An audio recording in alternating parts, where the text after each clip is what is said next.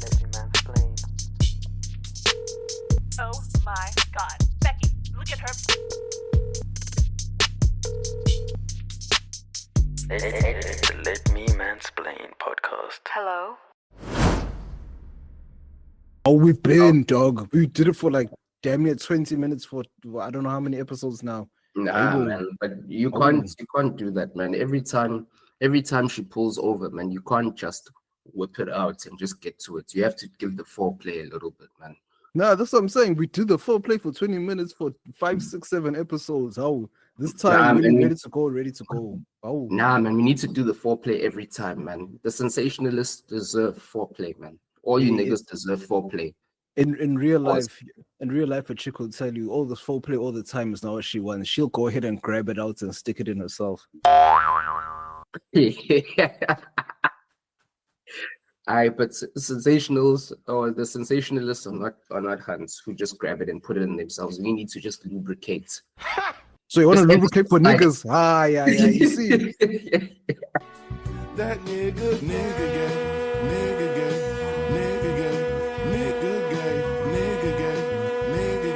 you see niggas, bro. Pause. But This is the problem. Pause. You see, Twitter niggas from Diogo to something else, just because you lost that poll, you want to get on another one. Pause. nah, sensational. I'm not gonna lie, that's sensational setup. That is sensational setup, man. A nigga was given the misogyny your podium, but then he did the Arsenal thing, and in true Arsenal fashion, nigga came fourth. Damn. Oh, that's old school Arsenal. Now it's just second, but at least he didn't come second in the polls.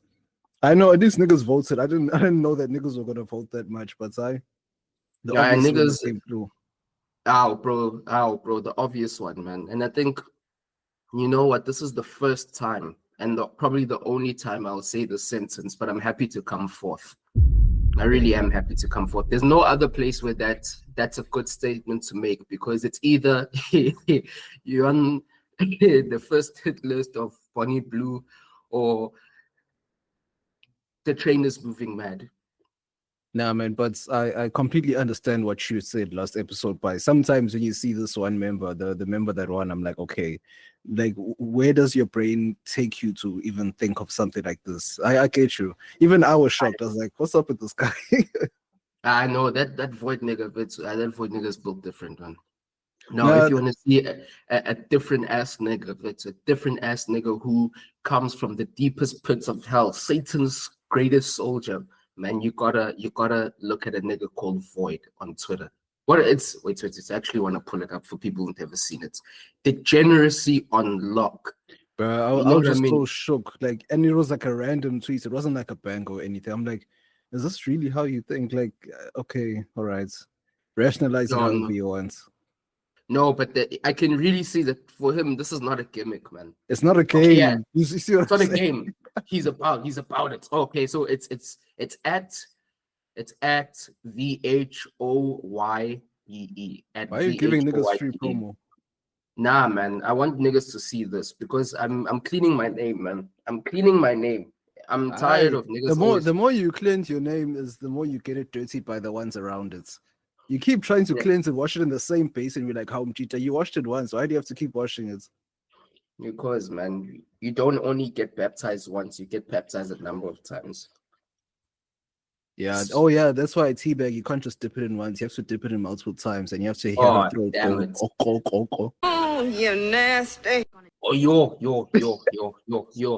bro. Ungovernable niggas. And then you say I'm the problem. You say I'm the one who's problematic. That's not misogyny, bro. That's just sex. No, why are you? No, it is misogyny. Why are you standing over her with your patriarchal authority and dipping the balls like that? It's almost a metaphor for how you keep the woman down. Misogyny. It's a pacifier. sensational. Just to put it like that. Hi, bo. Hi. But as always, man, we back with the most sensational podcast that isn't just a pacifier, but it's always going to pass the fire Sensational. to your ears and your soul. Gives you energy like more fire. Ooh. Sensational. Man, just think of bars, listen to him. Yo, and it was right there and it slipped. Out and shit. Anyway. Put it back in, pause. Ooh. Sensational. Sensational. Sensational. But you know what? Over here in the Let Me Mansplain podcast, the world's most sensational podcast to ever exist, we never slip out because we're always within and we always hit the targets. I see catching ball. Sensational. We're not like Bayern Munich in the Club World Cup last night. But anyway, let's get to it. And as always, this is Bringer of Truth, Drop of Gems. Your very own Bavaria in your area as always. Let's get it. This is Wesley Sniper. I shoot him from a distance like Roberto Carlos. And just in case you forgot, you know what this is, and you know what this is always going to be. The Let Me Mansplain Podcast, world's most sensational podcast where everything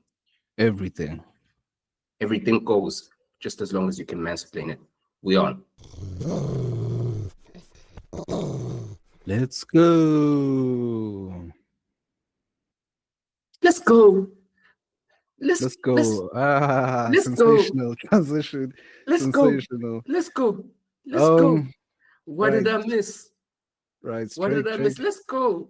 To add context, Drake dropped What Did I Miss, right? So I now see he has his specific time of dropping, which is later on a Friday for them, which is Saturday morning for us.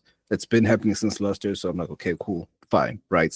And this seems like an official single. He's not playing no YouTube games or website games. It's, he's standing 10 toes behind the song. So yeah, is this okay? Firstly, what do you think of it?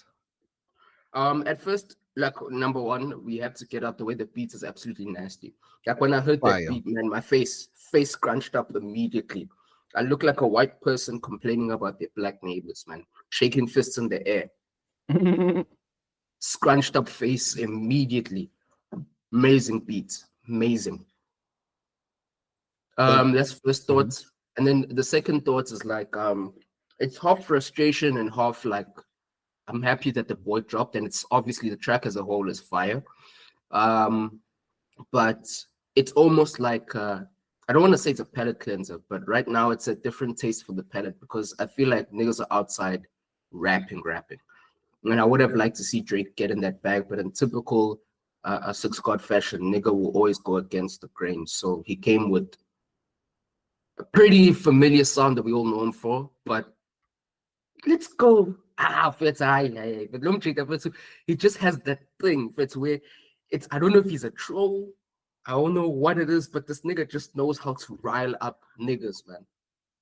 Bruh, yeah, about the song for me, it's like, okay, I hear it's something fresh. So like at least I appreciate something that's fresh from Drake because we know him, we know what he sounds like. We've been listening to him for the past 20 years, damn near now. So it's like, okay, I hear the difference in whatever you have going on. However, it's like you said, it's like, yes, the niggas with bars are outside, but at the same time, niggas still aren't making hits. And it's like the more he keeps quiet, he's trying to prove that the more that they aren't necessarily hits in hip hop or whatever. It's a dope song, but to me, it's like that Young Thug and Future song where the beat sounds like, okay, this song is made for hits, and then the lyrics are kind of like average. Because all you hear is it's like, okay, bro. He's getting pockets. I feel like pockets. No, of course, pockets are a big thing now. Yeah. In terms of song structure, flow, and everything, he did it, but it's just like it's still not hitting. Because besides the content of it, this thing of betrayal, whatever, Drake has always been rapping about betrayal since he began. Like, so that doesn't really bother me to that extent. But there's nothing that, like, there's that click that's missing for me that makes this a super hit. It's not like that song with Young Thug and 21 that he dropped last year. What's that song? Just like the motherfucking judge. The hammers come down for Egyptian. Nigga, what's up? What's the song called? Oh, No Face. No Face. No, not No Face. The other one. I don't care about my ups. I don't care about my ups. My ups. Yes. I know. Mercedes, it's the one-on-one. One-on-one. Black designer, the one-on-one. Yeah, but it's all like, red at the time of the month. Blood money, Yes. this is how I got this. Blood money, this is how I got this. Bro, come on. Yeah, I need to. no man, that song. No, I was saying say that song. Yeah, it's dope. Mara, let me pull it up here. It's up. I'll be saying It's this whole up. time. Yes, yes, Yeah, yes, yes, it's yes, yes. fire. That song sounds like a hit, not only because of the beat, Through but and through. because of the way. Yes, the way he started the song pissed me off, but the way, like, just the way he was flowing and everything, I'm like, okay, this is a hit. But this one, there's something different. I like the way it sounds different, and like I said before, like I listened to it first, I gave it some time to breathe, and then I listened to it again. I'm like, okay, it sounds a bit better now, but it's still, I don't know, there's something missing. Like, and it's not a Drake thing. I think everyone is struggling to find like a real hits right now. So I think to do proper service, man, because we are the world's most sensational podcast, and we always give the ism, man. I actually want us to discuss some of the bars here. Are there any notable bars from you?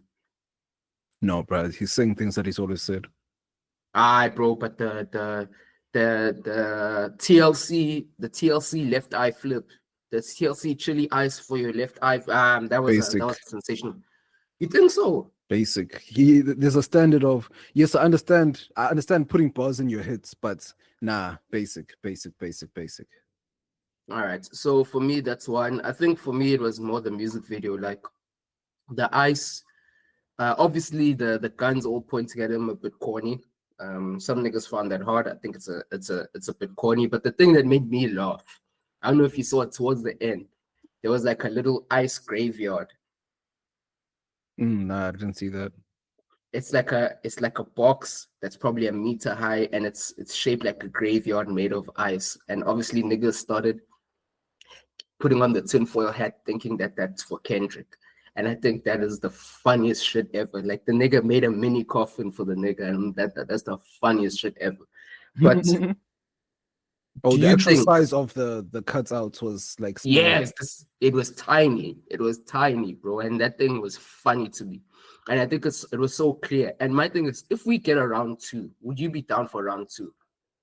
No, like no, not anymore. It's because it's not only like, here's my thing. It's like being neutral, staying neutral in this makes it sound like you're standing on someone's side, even though no one really cares. This is all Yeah, entertainment. yeah. But at the It's same very time, it's just tribal. like on Kendrick's side, these niggas are sensitive. They're always gonna tweet everything. And then here comes Yeah. Drake trolling and being cheesy, and it's just man, this is now stupid. And Whereas Drake niggas, man. I think Drake stands. One thing I don't like about the boy side is that niggas just kiss ass on things that, like, niggas don't acknowledge things that are foul. yeah, but Like, all for of example, them. the abs thing, bro. Yeah. Like you can't, as a gent, as a man, but you can't do that. Yeah, no, Even the one way you Mhm. tattoo another nigga's face, two niggas' faces. You have Lil Wayne on your body and you have LeBron on your body. That's crazy to me. and It's got an his face L thing. tatted like a bitch apologizing. Nah, Bro, man. come on. Yeah, it is what it is. But my thing is like for both sides, because even before the whole battle, Kendrick fans were annoying as shit. Because Kendrick would drop some shit just rapping just to rap, and they would say, "Ah, no, you're not smart enough." I'm like, no, like you see the song, old song, Holy Key, with Big Sean Yeah, and yeah. Kendrick. Mm, I'm mm. like, no, Big Sean had the best verse on that joint. And then like niggas like, nah, you just don't understand what Kendrick's saying. And then I asked, well, what is Kendrick saying on that song? No one can tell me till this day. Because he's Yeah. talking about the Matrix and Canada's values, your boss's employment. What is he talking about? You see what I'm saying? So it's like sometimes he just does this lyrical milk shit, and then I ask, hey, then I say, hey, this thing is not that fire. And then niggas like, nah, you're not smart enough to understand. It's a deeper level of no, it's just not. It's like another example. I played I don't know if you've ever heard that part remix, Schoolboy Mm. Q's that part remix with Black Hippie. Mm-hmm. Yeah. So now everyone came in and killed it, even though Schoolboy Q watched all of them on his own song. That's crazy. That's Of like R. course. Kelly. It's like R. Kelly on the Ignition remix, watching niggas on his own song or watching himself You on his own can't. song. But you gotta let niggas know that it ain't sweet out here. I'm here for real. I'm not playing with you.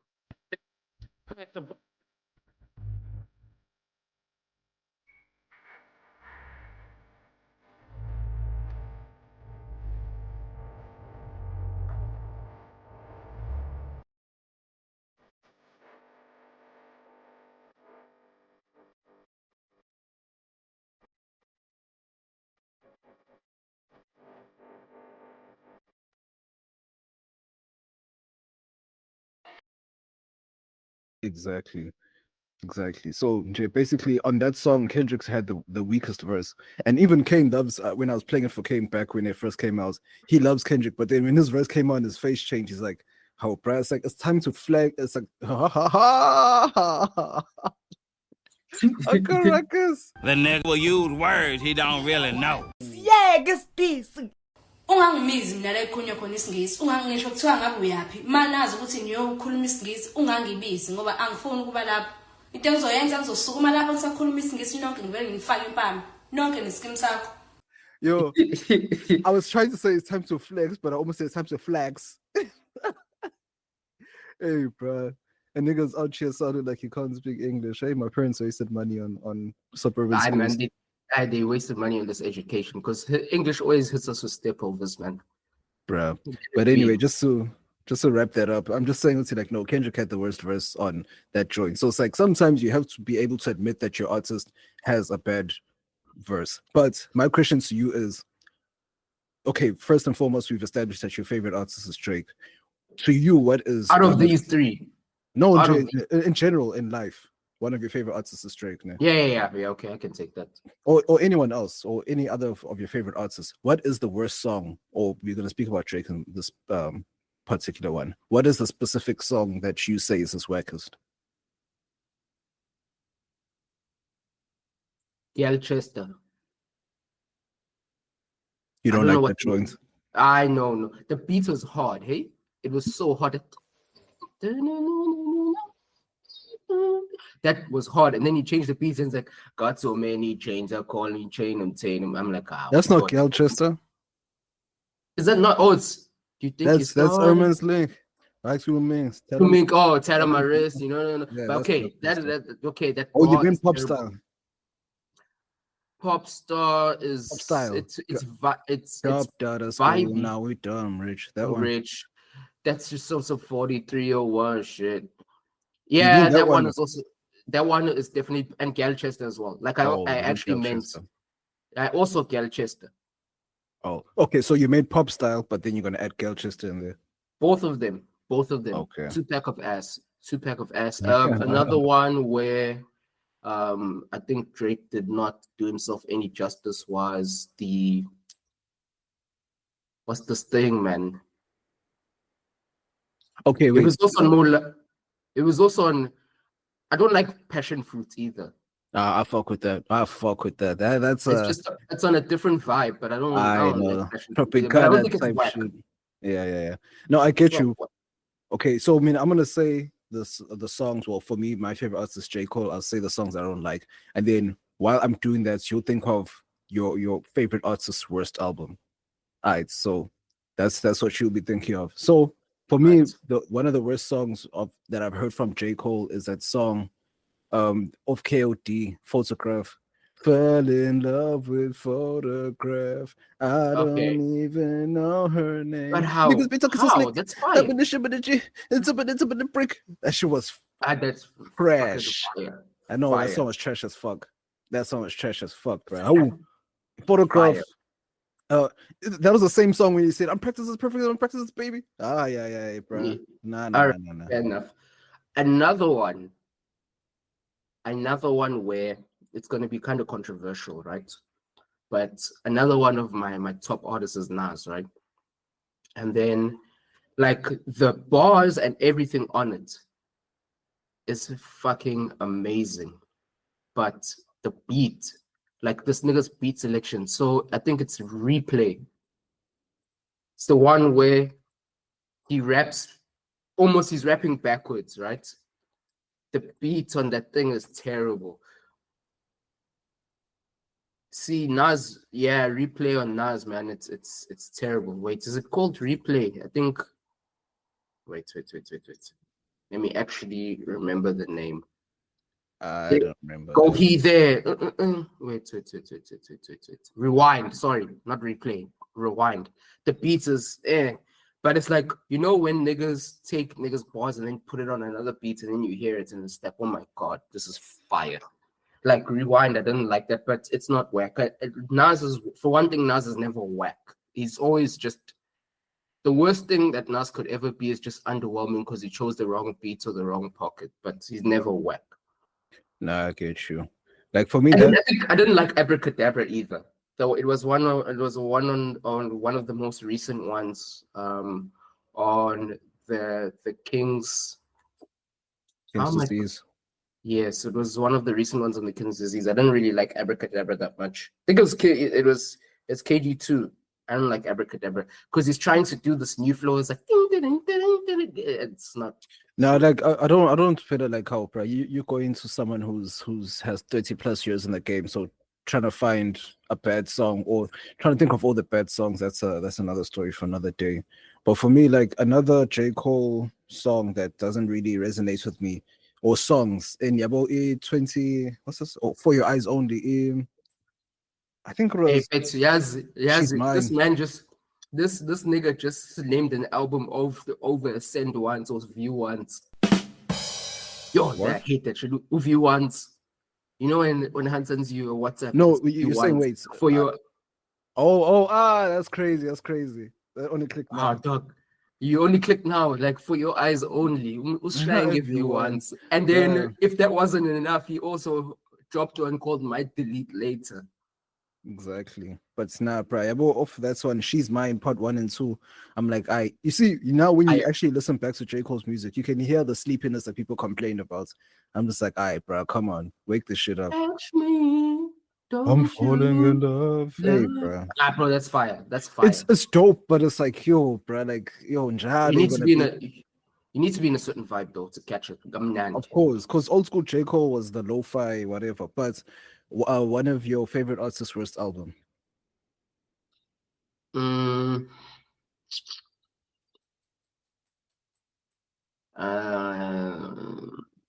Just one album, not multiple. What was After Scorpion? After Scorpion, it was CLP. That's the one. You think CLP is his worst? Yeah, CLP definitely. I thought Scorpion between Scorpion and CLP for me. But at the time when Scorpion dropped, Scorpion was the worst, and then CLP came out, and then Fat D came out. Pause. So hey, Fat D. I said pause for all the dogs. Oh, Fat D. Sensational. Niggas are calling it Fat D. It's been since the album came out. Oh man, that's crazy, bro. And but it's there was a conspiracy. Because that was a conspiracy that Drake did that on purpose. Nah, man, that's worse because nigga has been going on about his dick. Like even I remember in the Family Matters joints. Yeah. Don't even have to say it, bro. Let's not. Bro, even and then he put that line out the bar about his kids afterwards, bro. I'm like, what? Bro, you're not doing yourself any favors here, my guy. Bro, for me, talk about your piece and then talk about yours and Kendrick's sons playing together. Bro, for me, the worst J. Cole album to me is still KOD. Like, I see the experiment that he tried, but nah, I'm sorry. Like, at that point, count it up. Even that song pisses me off, bro. Oh man, that song was fire. It's only like the cut off Kevin's Hearts and like the songs like later on in the album. That's when it started hitting. But when he was still trying to find his trap sound, it was bad. No ways, man. Yeah, well, the intro song, KOD, the intro song, go. This is what I call a flip. Take you from the car to brick. All right, bro, come on. KOD, your mama with. I know, come on. That's harsh. That's very harsh. I'm talking about in terms of his standards, in terms of everything that he does. That was the one experimental album where I'm like, I know, dog. J. Cole, I think his one was probably. His worst one was probably. What's the joint with folding clothes? The one with it's the one with folding clothes. That's For Your Eyes Only. That's Look, the one with all the slow songs. The Neighbors. Neighbors is crazy. Neighbors are stupid. Stupendous. It's crazy. It's crazy. That pocket that he ran into. Wait, the fame and the fortune. Maybe not the fame and the fortune, but the fame is for sure because it sure is exhausting.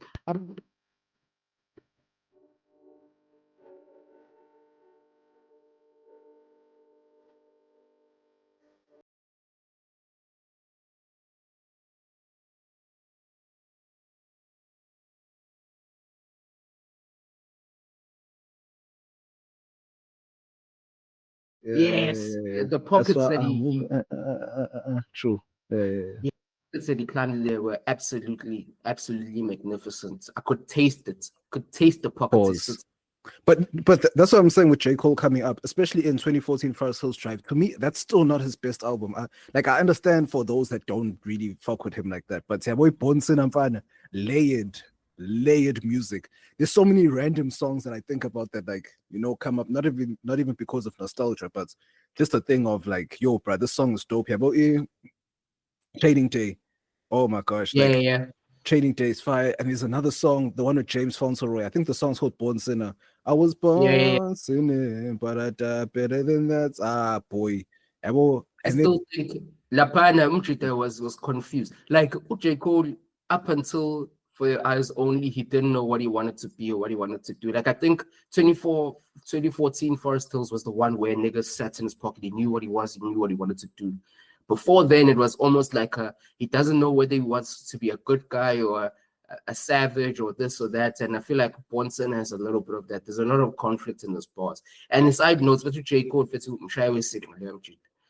nigga who raps about his singer more than that guy. That guy loves cheeks, bro. I That guy loves love Cheeks. He loves cheeks, bro. As much as J. Cole's painted as the boring guy, that guy loves cheeks, bro. That man makes metaphors out of dicks and pussy and all of that more than anyone else in the game. Like for me, I think my favorite joint, there's many favorite joints on Born Sinner, but is She Gon' Pop? Oh, Art of Seduction, who's jumping like Vince Like Carter Vince Carter, backstage, like they are part of they are part of production. production. Oh Ooh. my god. Oh my god. Yeah, boy, niggas know. These niggas know. Yes. Who y'all nigga came Yes. to the floor like who y'all niggas stole nigga floor. I can sue y'all niggas. Better yet, put a hot 1-3 y'all niggas. Let me start front for y'all niggas. But don't let what they say? Don't let the color shit for y'all niggas. Ain't the hottest nigga in the land, but I'm a grown ass man. But I will step to y'all niggas. Like, what's the problem? Ain't getting paper, nigga. Here's along my shit long, nigga. Here's along. Get it cut. Shut the fuck up. Oh, hey, that man was rapping, boy. Yeah. Okay, I think for sake of K.A.N.'s sake, because it's not sure, we should do a Kendrick one as well. I mean, I've to for Okay, the way start off with the worst song. The worst song is, bro, that TV. No. Yeah. Boom bap, boom bap, boom bap, bam. Or Pick-a-Boo. Pick-a-Boo. Bro, that thing is nonsense, bro. That shit thing is nonsense. Bro. Oh no, that's Squabble Up. Both of them put together. Now Squabble Up isn't the worst, but Pick-a-Boo, I am fine. Pick-a-Boo, both of them put together. Both of them. Those for me, yeah. Any other? Cook. Those two are the worst ones. That niggas that like, but Squabble Up has to be like some of the worst things he's ever put together, bro. That's pure trash. Those two together, 2 packs of ass. It's Damn. Bro, for me, everyone fought me when the song came out because it was an instant smash when it came out, and I still don't like it till this day. Humble. Oh my gosh. That song pisses me. Which one is that off. one again? Be humble. Hold up, bitch. Sit down. Hold up, bitch. Be humble. Allowances. Yeah. That song pisses me off so much. From the time it dropped till now. Yeah, same. Yes, it damn was damn near perfect without that song. But hey, my lips just went viral.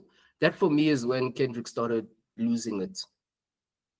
But for me, fire joints, but from just a bars perspective, that's when, because for me, he was like your favorite rapper's favorite rapper type of nigga. Like he's always with the bars, but that's where he started playing with sounds and more jazzy things. And it's actually, no, that's not when he started. It was really Untitled Unmasters where he really tapped into that and together with Butterfly.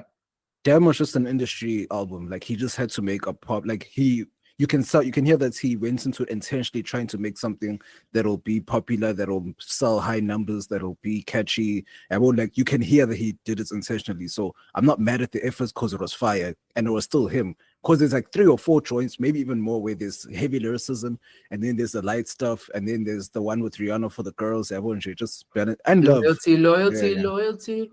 And Love Me, that song went viral. So like he had so many joints on that album, bruh. So I'll give him that. But to you, what do you think is his worst album? Kendrick's first album. Morale, Mr. Morale and the Big Same. Steppers. Mr. Murray and the Big Steppers, that shit's trash. I'm sorry. Like, I don't know how many, like, yes, it's nice songs on there, but nope. But for me, like, I always want to put an asterisk in when we talk about these types of niggas, is that their trash is someone else's best work type shit. It's like, you know what I'm saying? Like, even Morale and the Big Steppers, man, when you put that next to like a Big Sean's discography. Oh, you Don't play with Big Sean. I get it. Yeah, let me not play with Big. You can't put that next to Dark Sky Paradise and say it's still Dark Sky Paradise and Dark Sky Paradise and the one I decided excellence. Two packs of excellence, bro. Just excellence. 2 packs of not 2 You packs can even of add Find It Famous because that shit had so many hits, bro. Early in the Like, morning when she's all alone. Oh, said I'ma keep this drink up like it's my last. He had massive hits, bro. No, he had massive hits, but like Find It Famous it's a map, but it's one of his best work. Like he had a lot of joints there, but that was before I got on Sean. Like I got on Sean on Dark Sky Paradise. Oh shit! Climbed him, didn't you? Nah. It didn't take much because he's short. That nigga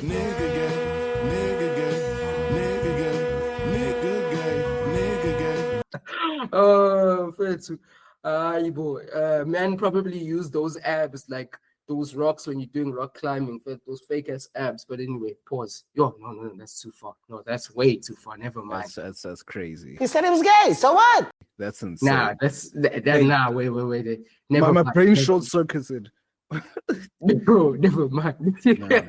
Never mind. But the point is, like, Kendrick's worst project is better than a lot of niggas' best projects. Of course, like ECLB is better than a lot of niggas' projects. Most niggas' projects. Of course, KOD is better than a lot of niggas' projects. That's just most niggas as well. For them, we're only putting the standard up against them. That's why I'm fine with talking about it. It's just you comparing them to themselves. Now we've done the worst. What's the best? What's J. Cole's best one? Where's the one where you like, no, he was walking on water? Song or album? Album. Oh, Born Sinner, easily. My mind hasn't changed since it dropped in 2013. That shit is fucking excellent. It's a story of Illuminati. He has one for just the niggas that just want to hear bars, just straight up punchlines going crazy. He has songs with Janae where he like speaks about the relationship issues that he had after his like internal struggle throughout the album as to am I a good guy, am I not, like you mentioned. You know what I'm saying? Like there's too many. And it's like you can hear the internal struggles. Like, I fuck it, I'm sensational. Fuck it, I'm not. Fuck it, I'm sensational. So I get that. Like that album is just perfectly laid. The bars were heavy. The hits were dope. Power Trip, one of the best. To me, probably his best song ever that he's ever made. He made the beat himself, cooked that, wrote that shit, put Miguel on that shit. So he did what he needs to do on that shit. Okay, fair enough. And then, so my one is going to be very difficult. I've got like 3 or 4 different albums where I can say it's Drake's best. No, I'm talking about J. Cole. We already did. J. Cole. Oh. Yeah. J. Cole, it's between, and this one's also difficult. Like, I think it's between the off season. Mm-hmm. Yo, bro, my delete later is ridiculous to me, bro. Those two, for me, oh my God, those two resonate with me so much. Might delete later and off season, oh my gosh, wow. Like he's walking on water. I think probably off season nudges it slightly, but might delete later is insane. Yeah, I think the apology kind of waters it down. Might delete later. It did. Look, and this is why I hate the theatrics and I hate the bullshit around that period, because that niggas' attention spans were so bad that they just focused on the diss track that was pulled, and then that was it. But then, Kendrick, what is your best one? Sure. Man, it's pretty easy. It's easy for me, but okay. First and foremost, it's okay, no, let me not lie. Let me actually be very truthful because I'm not a Kendrick fan. So as much as if someone had to say which album you're going to, I'm going to Good Kid, Mad City. Good Kid, Mad City by far. Like that's like to me, it's his best. To me, it's the top 10 best albums in hip hop in general. Like, period. Sure. To me, yeah, well, sure. But Sure. for Kendrick, like for my ears and Kendrick, I would say it's like a mixture of all of them, but it's more so Damn. I think Damn had a good balance. Like Damn with sprinkled with Untitled. You know what I'm saying? Yes, thank you. Yeah, my second one is gonna be Untitled and Master. Yeah. That Damn means the world to me. I like the range on Untitled because it's like, yes, you're on jazz beats, but you're still rapping, and then here you are singing with SZA, singing bullshit with SZA, singing dumb shit. Head And is then- the answer. It's And so, crazy. head is the future.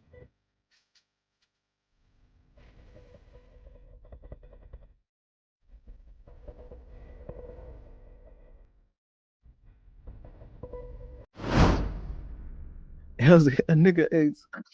Right. So there was one time I bought an edible now, and then Those are terrible, by the way. my nigga, cause it's always like a sneak attack. It's never just, you know what I'm saying. So my thing is, I forgot how. Bro, sorry to yeah. sorry to interrupt. For me, edibles are always that thing where you take one and then you read the packaging and it's like 30 minutes or whatever, nothing happens. You take another, and then you take another, and then all of a Sunday, bro. You drive somewhere and then you see dancing stop signs, and then you know it's okay. I need to U-turn and get my ass back home immediately. It hits you like a ton of bricks. It doesn't romance you, it doesn't seduce you, it doesn't soften you into it. It just No, that's a problem because your niggas just be you don't wait. It's minimum an hour for it to actually, or 45 minutes to an hour for it to kick in. Because when you do it the right way and you hit that, and then it's supposed to go like load shedding, it's supposed to go in stages where it's like the first buzz, and then you're like, I feel weird. Hey bro, like what? I didn't smoke. Why am I high? Then you remember, oh shit, I ate an edible. And then once you get into terms that you're beginning to be high, the next gear comes in stage 2. And then you're like, oh shit. And then depending on the milligrams that was in the edible, then stage 3 and 4, and it depends on how many grams is in it. But yeah, well, for me, bro, I bought a brownie that had 150 milligrams, right? Cool. So there was one for 75, one for 150. I didn't notice that I took the 150. So yeah, I remember that day specifically. It was like a Friday morning. I'm just cleaning the crib. I'm like, let me just chow this edible so that when I'm done, I can just chill. All right, I'm cleaning. Then suddenly I'm going slow. I'm like, oh shit. And then it clicks. I'm like, oh shit, it's the edible. I'm like, okay, I'll just drag myself. And then I came here into the office and I sat down, stage 2. Ooh. I'm like, oh shit. Shut and then, bro. I was locked to my chair, bro. I couldn't move. Hard dog. I know this shit. And then stage 3 and then I had to like drag myself to my bed. Because I even had plans that day. I had to text the homies like, hey, gents, I can't make it today, dog. I ain't zig, boy, and I ain't zig. And there's these cookies, bro, by Canelicious. My God. There's a spicy pecan nut joint. Dog. But the thing is, exactly like I said. I took the one, man. I took 2, 3, 4, and then all of a sudden, nigga slept for 11 hours that night. Now I heard also the Canelicious, but maybe it's because I smoke and I'm like my tolerance is different. Yeah, so my tolerance is puss. My tolerance is puss. Like I can't get anything when I smoke, but if I have an edible though. Now an edible is a healing experience, my guy. Like that thing will massage your whole body. Like I hit that thing. Like I was like when I was going to bed actually. So like I planned to go to bed at midnight. So I chowed it at 11:30. No, like 11:15 there. Alright, cool. Then I went to bed at midnight. Then as soon as I stepped into bed, like I'm just on YouTube, suddenly my back feels like it's just getting massaged. All the pain is getting massaged away. I'm like, oh, this shit's starting. Put in my earphones, put on like some other mix from YouTube, some other house mix from YouTube. Yo, bruh, you see the physical experience. That's the best time to actually listen to house for me. Because house, you need to like, you have to be in a certain state of mind.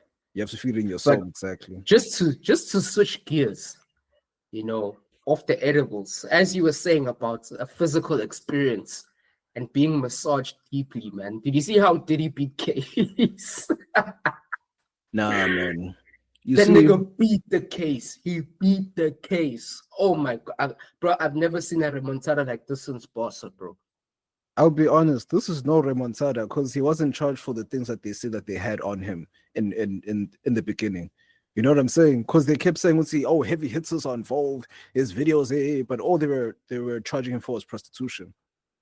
Exactly. For me, he did beat case, man, because we know Diddy is into some freaky shit, and it's only because his spider web involves some really big men. It's like the Epstein thing. Like Epstein was the only guy who went down for this. Oh, him and Ghislaine Maxwell. Like all the people on the list were never dropped. So for Diddy, I think it's much of the same thing, where it's like it's too many high-profile people, and it's too much of a hezzy to bite, man. You can't go that far. So the fact that, look, we can't prove it, but we know he's a dirty nigga. We can't prove it, but the fact that he's just getting off on prostitution and just a little bit of battery and assault, that's a W. I don't think he's even being charged for battery and assault at all. It's just prostitution charges mostly, sex trafficking mostly.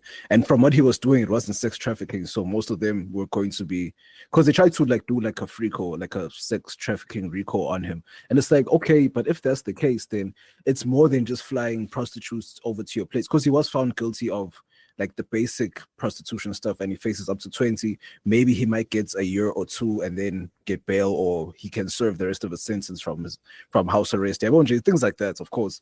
But it's just clear as day as to what is going on here. This was just to embarrass him. It was just that simple. Yeah. No one else is gonna go down. I feel like he wasn't as freaky as we thought he was, because he didn't release what they initially said that they had on him. That was my only problem. It's like, why say all this stuff? You took videotapes, raided his whole house just to say he was doing sex trafficking. And then when I know, you see Brian Steele, shout out to Brian Steele. Bro, man is he's probably he's $1 million man. Sensational. $1 million man, bro. $1 million man. If Brian he hasn't touched 100 M's by now, I don't know then. I don't know. Man, he cooked. He's better than OJ's lawyer at this stage. Oh, Kardashian. No, not Kardashian. The other one. Cochran, yes. Better than Cochran, boy. I know. Two RICOs he clocked. It's crazy, bro. But my thing is just like, no, man. What they were charging him for and what they were saying that they had on him were two completely different things. I think they saw what was on there, and then the calls were made and said, hey, let's just give him a slap on the wrist, but we're basically sending a message to him to stop whatever pissed them off, if you get me. Yeah, but for me, man, like listening to Diddy case and some of the details around Diddy cases, like that nigga just needs to accept who he is, bro. No, he does accept who he is. That's the thing. It's just that now he was outed. That's the thing. Diddy has always been himself. Like, that's one thing that you see in like the videos and all those things. Like, he's always been himself. It's just no one knew the extent as to who he really was. And then this is just a sprinkle of what came out, but was instantly shut down, because how can you prove that he blew up Kid Cudi's cons if he wasn't there, anything like that? And then and like even the way that niggas were testifying, Cudi was like, I called him and said I was going to beat him up. And then he said, oh, okay, sure, I'm on the way. Then I called the police on him. Like, you see what I'm saying? So in terms of the weak-ass testimonies, weak-ass testimonies, man. You see, weak-ass ones. In terms of the definitions of the charges, the jury did the right thing in saying, okay, he wasn't guilty of these things, but then he was guilty of this specific prostitution thing and this specific prostitution thing. Like, I don't know how they were able to, take their brains out of it, but from the evidence that came in, the way niggas testified, it was just like, you see here, like they're trying to catch him on something bigger, but they can't, or they don't want to release the actual proof. Let me put it like that. And they couldn't really make it stick without a shadow of a doubt. But for me, man, it's like the only nigga who can get on the stand and really shake this whole thing up is Meek Mill. Yo, Meek Mill can probably shake the whole thing up. Like Diddy needs to take care of that boy, man. Nah, I don't think. He needs to treat him like a princess, because Meek Mill was probably there for a lot of things, man. No, man, I don't think Meek was even the pinnacle of Puff's madness. I think he was just there because I feel like allegedly he was being passed around at that stage because he was with the white billionaires, and then you know what I'm saying. So at that stage, they were making him bunny hop, bro. They were making him bunny grabbed hop. his dick, all that stuff. So sad, man. That's so crazy. I feel like there's one thing to be a pervert, man, but being a pervert for other niggas, that's insane. That's a different level of just deranged wild shit that I don't even. It's a different level of degeneracy. Like being a pervert for other niggas, man. That's so degenerate, man. So degenerate on another level because there's so much betrayal in that. Like you invite a nigga over, you chill with the nigga, and the next thing, the face is feeling on your thigh, and certain niggas will fight you just for that slight thing, but certain niggas will just eat it and be like, nah, man, maybe that wasn't whatever.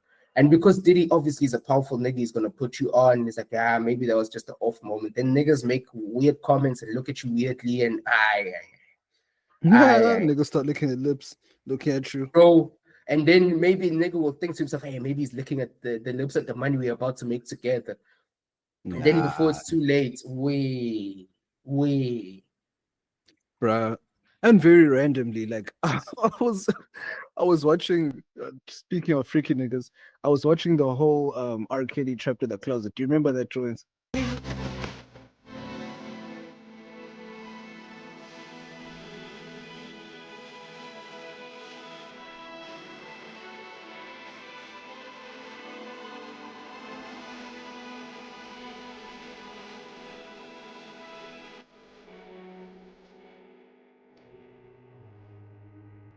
yo, man, the All fact that there 33 was chapters. midgets showed up in that thing, man. That nigga is another freak, man. I Nah, mean, he bruh. got used because he can't read and he can't sign the contract for the lawyer or study the evidence, but No, bruh. But you see, like the way his greatness was scrubbed off the internet, that man was one of the greatest storytellers in R&B. That whole Trapped in the Closet shit, bruh, that was a story from beginning to end. I was captivated. I'm like, hey, well, this really brought me back to like my childhood and like it used to play, I think like on MTV or something like that. wait. R. Kelly brought you back to your childhood. Oh, yes, Daddy. That's crazy. That's crazy. That's crazy. That's insane. And it's sad that I had to be this age, but hey, it is what it is. But no, man, Trapped in the Closet was beautiful. That was like a hip opera, like a ghetto opera. You know what I'm saying? Like, and then Yeah, I get like the you. AIDS thing, they call the AIDS a package. Exactly, it's a story. Itor Zokos. What the hell is going on around in my house? Bruh, the man was singing notes of stupidity. And then I went to that song with Usher, Same Girl, Same Girl. Remember that joint? Yeah. That was a story. Like, yo, Ush, what up, Kales? I'm gonna introduce you to this girl. Think I really like this girl. Describe the girl. And then he's like, hey, well, wait a minute, hold on, dog. Do she got a kid, bruh? Like, and then it's like, oh, okay. Bro, that's what I'm saying. It's like, bro, Kels, bro, he really had a shit.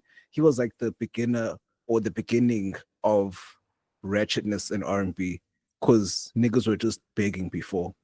And then he added some Yeah, they real nigga were. shit. Yeah, that's true. That's true. That's very true. Like niggas like Boys to Men was always put that with Jaheim and Boys to Men and Joe. It was always put that woman first, singing in the rain type shit.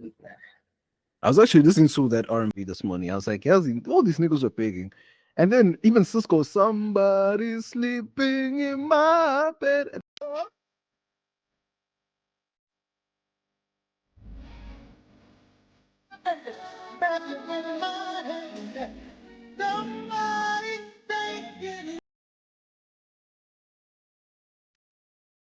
Okay, why would you tell niggas that your chick is cheating on you? Bro, Yeah, G. come on, dog. Take it on the chin, man. Take it Pause. on the chin. Like this. Oh. No ways, man. No ways. On the chin, boy, that's some nasty shit. On the Bruh. chin. Somebody's taking my place. I know niggas are going crazy there. But I know No, Kels. it's too much. Nah, man, but Kels did this thing, bro. Like you completely forget until he has to remind you that no, man, he was the one. But they just like, why is it out of everyone that they like wiped R.K.A.N.E's whole database out? Even with Diddy, they didn't do that. With Bill Cosby, they didn't wipe off the Cosby Show from the airways. But R.K.A.N.E, the one specific one, why him? I feel like, bro, tinfoil hat.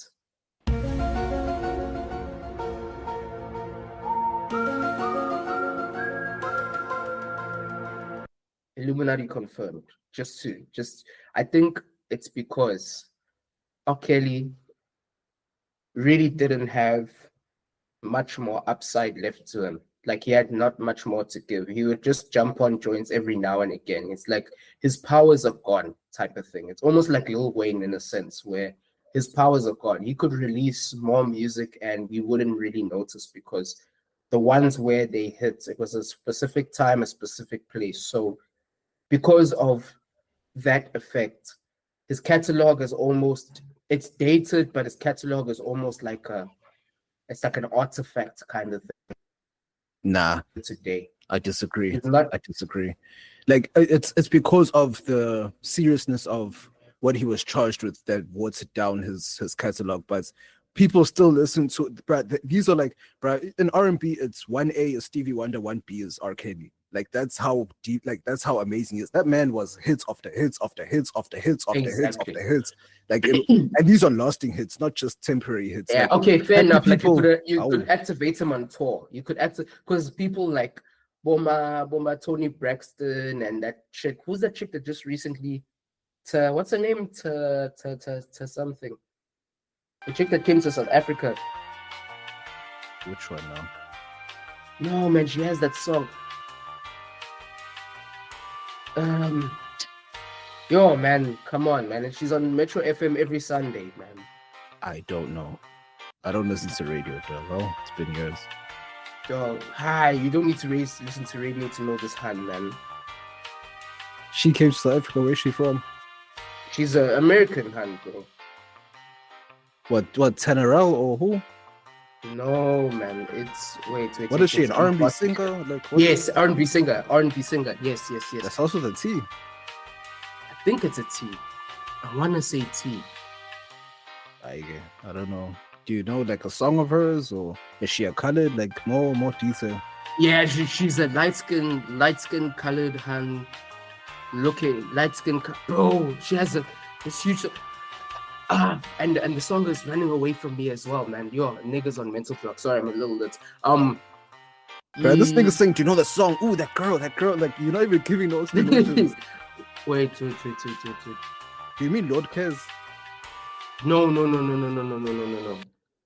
Nah, never mind. I'll come back to it when I remember. J something.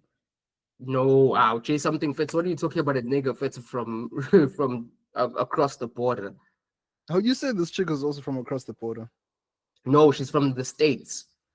Oh, that's across our border. It's not across the border. There's an ocean in between, nigga. Oh, the invisible one, okay. Like there's a Greenwich Geography. Meridian. Yeah, like the Greenwich Meridian. You can't see it. How?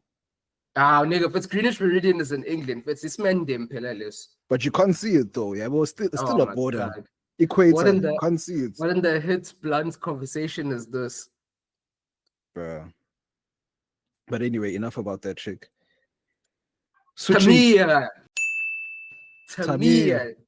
Because of you. Yes. That's the one I was. You said she came to South Africa like she came and lived here. No, she came to perform here. Yeah. Come on. That's what I'm saying. Okay, could be activated with tours. Okay. I thought you said she came to live here. I'm like, what's this man on about? All right, my guy. Cook. There's something I want to bring up. It's so insane. Have you been seeing, dog? Niggas are getting ready for war, man. Like the hospital things with Operation Dudula. Yeah, it's getting intense now to the point where, especially here in Durban. So now it's just gonna get to a point where we will have to fight back, because that's the thing with foreigners in South Africa. They get very comfortable to the point where they think that they are entitled to certain rights. Whereas the reason why they think that is because we never drew the line, because we're all accepting. Like you said, like an episode or two ago, after 2010, this is why, like I get now why we can't host the World Cup. Niggas came and never left. Exactly. Never ever left. It's like, oh, okay, they realize this is how easy it is to cross South African borders inside, and now niggas feel like they're entitled to our free systems. And also, yes, of course, not all of them should be subjected to being seen as criminals because they are those that take the free medication, cross the border, and sell it on their or back home or whatever. But it's just a thing of, okay, what are the steps, or did you take the necessary steps to be an immigrant in South Africa? If not, then you're illegal. So are you really entitled to actual basic healthcare? Because now when there's other South African Black people in general, or more specifically because other races aren't 100% affected by foreigners getting in the way of their healthcare. If you see other Black people, South African Black people going through this, do you think that they're not entitled to it? So now they have to wait in a queue just to not be called the whole day, and then they have to go back to work if they are working that's far away from where they live. Now that's money wasted. You see so many bad variables in this whole situation, and it's gonna boil over. And then here comes Cupcake saying, "It's I know, I'm saddened by hearing that this had to result to violence." Da da da da. It's a cycle. It happens the same way. And it only goes that way because niggas don't do anything about it. Niggas don't do anything about it until it's way too late. And my thing is, at this point, you need to start enforcing rule of law and justice for the South African people, because it's going to get out of hand very quickly. And the thing is, when things go like this, it's never measured, it's never calculated, and it's never the right amount of force to get the outcome you want. It's always overdoing.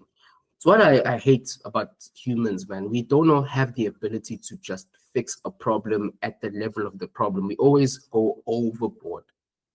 And by the time we go overboard, then it's always pointing fingers at, oh, you niggas did this and that. But when the problem was happening, why didn't you nip it in the bud early? I say it's just a matter of the fact that South Africans are just stuck with service delivery in general.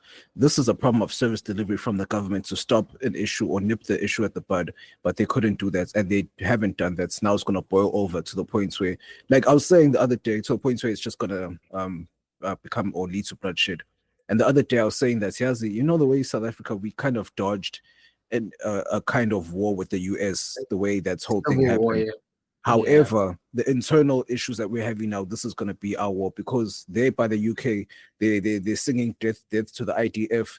They're by Israel, they're fighting there with Iran. They're by the US, they're trying to jump in. Here's China. You see what I'm saying? I thought that we were all excluded from everyone's business. And here comes that Nigerian guy saying, oh, South African businesses have 7 days to leave. Like, relax. To be fair, that is a clip from the 2019 one, but even then, it's like, either way, still like no one cared about. Still relevant. It's still relevant. Still very relevant. And for me, it's like when you look at Kenya, bro. The Kenyan niggas are getting busy, eh? Don't take no shit.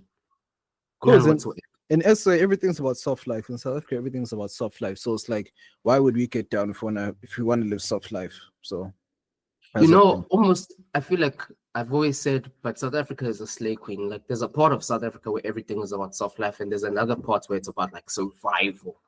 And this is the biggest problem with a lot of these topics, is that people who are on the survival tips are being lectured by people who are chasing soft life.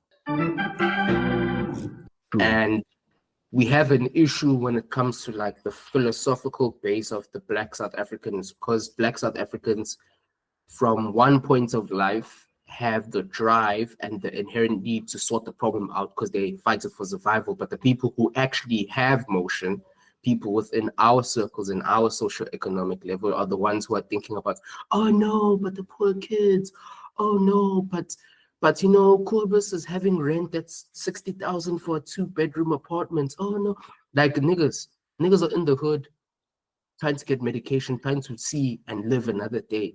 60K rent is so out of their purview. It's just out of touch. Niggas need to go outside and touch some grass, man. Oh man, and my queen got cooked. Oh Jesus Christ. Every single time I opened the Twitter app, I saw my queen getting cooked. I'm like, oh. Which one is this one now? Oh, Naledi Mashishi boy. Oh, like, pubes. Ian's F's. Why?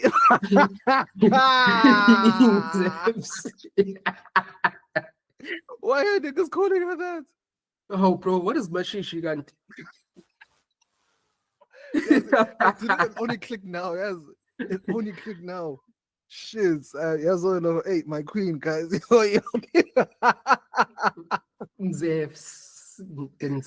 Oh man, but I know my queen. I'm like, yo, my queen, you're wrong, but you have to get cooked for this. But it's just, hey, that's, and here's my problem. It's like this is the problem with it's not South Africans, it's just people in general, where everyone's like, okay, this person gave the wrong answer or gave the wrong or a seemingly wrong idea or It was take. a bad But take. It was a bad now take. everyone in the middle class thinks that way. No, this is a person who doesn't even forget their personal thing, but this is a person who is so far removed from it, and that's the whole point of it, is that people who are so far removed from the situation shouldn't be commenting because what they say is from a point of privilege and from a bird's eye view, whereas the people on the ground floor are saying we can't even get better, whereas you can set an appointment on your phone, and even now we can do online consultations. So just tell the doctor what you want over the phone, and then they'll send you a PDF with a prescription.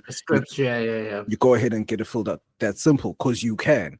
Whereas the average South African can't, and that's like you said, we look at us. It's too divided. I feel like the middle class, different levels, bro. The middle class is a it's- mentality, pretty much. It's not a reality. And this is why we have second world country problems where not even half, like a loud, overwhelming. It's like numerically we are not the majority, but in terms of influence and where the culture goes and just the level of noise we make, it almost seems like that's the majority. But there's like a first world segment who have first world problems, and then there's like the rest of everyone else who doesn't. Like, it's why South Africa has almost a culture clash. We have people who are starving to death, and then we have people who are depressed because so and so didn't answer my DMs and have to go take meds for it, and it's a madness. So for me, it's like that's where the split happens, and that's where the conflict happens. And another thing is that with your Queen's F's being mentioned, it's like I don't cheat that guy. Like, she's wrong, but leave her alone. But she's wrong though. Nah, but she's consistently wrong. She's consistently in that lane. So bro. she's still fine though. But yeah, no, I'm joking. You see, Hey, bro. And I'm sure niggas will cook. Like, but I really felt like commenting, stand behind me, babe. But I was like, too many people are cooking her. Never mind. I know you were gonna get grilled, bro. You were gonna get grilled, bro. And low key, I was also gonna get grilled by association, because that account fair to everyone cooks on the mansplain account. So by association, we're all gonna get cooked. Facts. So my thing is that, yo, man, a mashishi pack is always good, man. When you like that pack, man, smoke it up, catch a whiff of beans F's in the air, bro. Sensation. This nigga's roasting my queen, bro. Hey, it is what it is. Like, bro, like, can you just imagine, like, the argument that you have? Like, I'll say some politically wrong shit on purpose, so then now we just sit here in bed and she's telling me about how the patriarchy and the matriarchy and the misogynistic. You know what I'm saying? Oh my God. When you snapped at me to wash the dishes, I didn't really like that, because it's ingrained in, bro, and like. No. Wait, before you continue. It's like we're watching football, and then she's like, "How, baby? What does the offside rule mean?" And then I take her to the kitchen, and then I say, "Onside, move it to the lounge. Offside." Sensational. Super sensational. Super sensational. No, but bro, I low key, I'm starting to understand the blueprints of Amaping of it. Like Amaping and rural niggas who said they don't want a woman who speaks too much English, bro. Because niggas who deal with hands who don't speak too much English, they don't have these problems, eh? Yabona mina mawuzazi ukuthi uhamba nabangani bakho abakhuluma isingisi. Ungangime mina kulo setup leyo ngoba angeni. Sesifikile ke phambili sengazi ukuthi mina ngiyayitshela ngoba sengigoqa izandla ngibuka nina niyagwetile. Yes. Angisazi ukuthi ngithini. Ngihleli ngibuka ngapha nangapha ngizama ukuhlanganisa labo but no because nibashoyo. Angazi ukuthi ngithini phela mina ngithi ngesingisi. Ngisuke lapho sengilokho ngiyavuma kuyakhulunywa kakhulu ngilokho ngithi yes. Asuke umngane wakho lo phaphe kakhulu. Asinto enhle ngoba uthi yes elaborate bese ngiyasukuma ngiyamshaya. Like, I really feel like these problems comes with English. They use English to back up their stupidity. We have a lot of educated idiots out here. So, and also people now use their therapy in real life thinking that they now can try and heal people. But it's like, no, these are the lessons that you were supposed to learn. So now they're all projecting it all on other people. But you know, man, if there's anything that I've learned from all these different conversations and deliberations and points of debate, is that, man, there's only really one answer to all of this, right? It's the Rosetta Stone to cracking the bullshit of overeducated idiots. It is really the pathfinder in the dark hallway. It is the discoverer of truth. It is the paragon of virtue and honesty, and it upholds the entire society. And there's just one statement that I would like to say that ties up everything that I embody and believe in with every cell of my body. And that statement is, one drunk man is more intelligent than 3 women with PhDs. One drunk man is more intelligent than 3 women with PhDs. Thank you so much. Thank you so much. Sensational. Boy, I know that should have been triple platinum. Might just go diamond in the streets.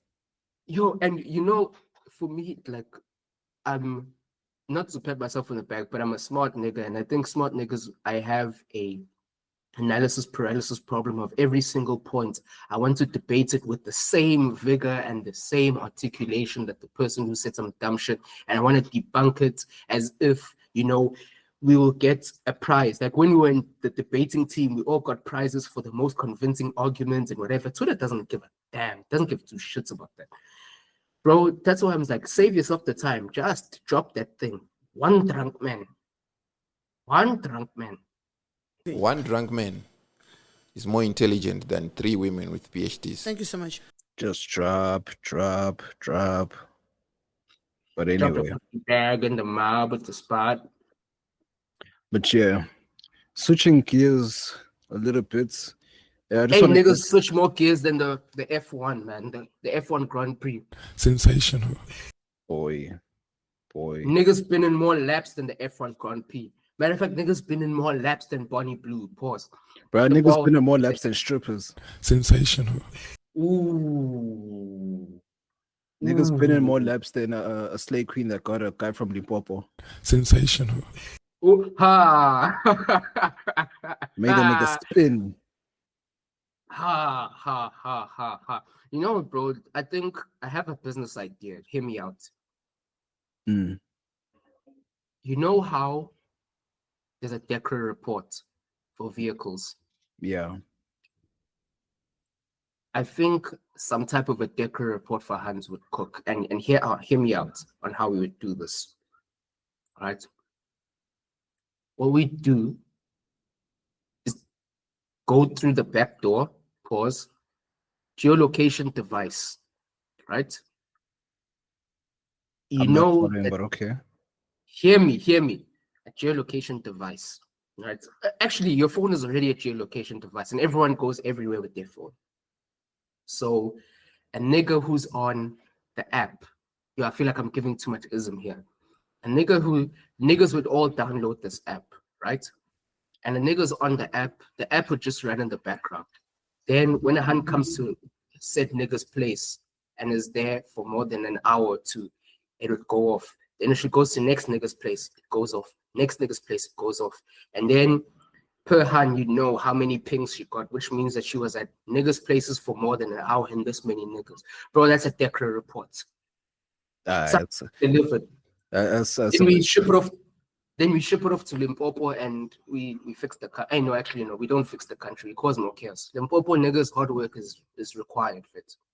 Yeah, that's a little bit too sensational because, like, why all that work? If she tells us what she does, she, like, how dog, now you want to track the chick, like, there's always telltales. It's just the reason why we're not going to actually have a physical Dekra reports is that niggas need to get played for character, to build their character, basically. Bro, niggas don't know how to get played anymore, hey?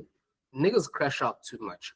Niggas crash out way too much. And you are doing that thing where you think just because you can do it, just because I can do it, just because some niggas can do it, that all niggas can do it. No, niggas have to get played so that if they crash out and then things go wrong for them, they know that to never crash out again. Like, that's what I'm saying. We have to go back to the basic lessons that we learn in life. The basic shit that happens to everyone in life happens to you. Deal with it the way you need to deal with it. Niggas must learn, bro. Like, that's what I'm like. I don't feel bad for these niggas, so I won't even lie. my. Like, just do you. You're right. You're right. We don't need to show niggas tactical boards on what to do and how to counter press. Niggas need to go take the ball and juggle 100 times. Niggas need to get back to the basics.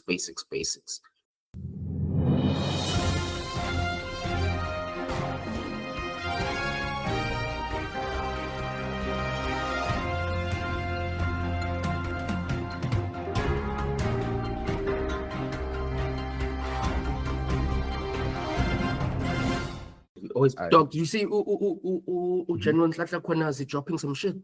No. Bro, he dropped files. He dropped files on the police general or the minister of police. Yes, like just an hour ago. Like the detailed files that links him to murders. Like in 2021, a murder of bro, he just put his life on the line and man just said, I'm standing on business. I'm okay to die for justice. Because sometimes the law and the legal professionals and politicians get in the way of justice. Bro, oh my God, this guy is too sensational, Fitz. Let me actually just link you this thing. Let me link you. I'm seeing here, like, Mkhwanazi, Fitz. National TV on a Sunday. Look at me trying to find an excuse to drink. I'm like, maybe I should take a shot. Take a shot from Mkhwanazi. He needs several, bro. I got that very since he's here. That's what I'm saying. Like the foreigners they can turn up all they want to, but we have a real nigga here in KZN. So, and we need to stand. We need to, like, for me, man. Like, side note, like, obviously, I'm a little bit of a gun nut. Like, I've gotten into guns in the last 2 years. I've seriously gotten into guns and self-defense and all of that type of stuff. But after learning all that I've learned, I just think it's just a life skill. Like it really is a life skill, and it makes me understand why people fear guns so much, because the average gun owner, whether legal or illegal, is just so, bro, a lot of niggas just own guns through the eyes of ego. Like, I've got a gun and I can shoot you, and I've got a gun now, I'm invincible. I'm like, no, you are not. Without tactical training, without all of that, it's so different. And it's actually crazy how I really believe I'm more trained than the average criminal. Like, a lot of Inkabi and whatever. Have you ever seen Inkabi like executing someone on video? They always go close up to the nigga and blast him in his face. Yeah, and also it's like when the CIT happened close to my place, niggas were like, why didn't you go take a video? I'm like, these niggas don't even know how to shoot. So you want me to get hit by a straight just to record? Just to record. That's the crazy thing, because people don't understand like the basics, just the basics of within 50 yards, like the front side. So, you know, like a gun, there's like a tip at the end, and then there's two tips like at the barrel, like the front of the barrel of the gun, just above. Hey, Bonnie Blue would be excited to hear that. Yo, 3 tips. So yeah. It's the front tip is called the front sights. Like within 50 yards, the bullets will always end up above the front sights. Always. Whether you shoot the gun upwards or upside down, the bullet always is above the front sights. And niggas always aim with one eye. So you're supposed to have a clear front sight and a blurry target. That's what they always tell you when you're shooting. And there's just so many things, like when to pull out your gun, when it's like concealment training as well. And also like this one course that I did, it's a level 2 concealment training course. It's like the instructor actually put an electrode on my right arm. So it's like a band that goes on my right arm, and then it vibrates and it sends like an electro shock through your thing. And it's painful as shit, and it feels like pins and needles on 100, but it's meant to simulate like the pain and the numbness in your arm if you ever get hit. So then you also had to deal with that while dealing with single fire on the other hand. And if you have bad single arm control, your gun's gonna jam, and then you have to sort out a malfunction with one hand. And that's what I was gonna say. And when the gun jams and you've practiced this whole time, what you gonna do? But you practice jams, you practice dealing with jams, and then you get quicker and better, and then you can also do things to ensure that the gun doesn't jam, because things like there's a number of things that cause a gun to jam. It's number one, an incorrect feed. Like if you fire the pistol and you limp wristed, like you let your hand just go all funny when you're firing, then obviously the next round that's meant to go in the chamber won't be discharged because every time you shoot. Oh, wait, my bad to cut you, bro. So that's why Musaka would have had to stab that person because his wrist went limp when he tried to shoot. Rest before to rest. It makes so much sense now. Shit. Hayi mjita kuzega bafo. My bad. Kuzega. He's like, pew, ooh, I missed. Yo, dog.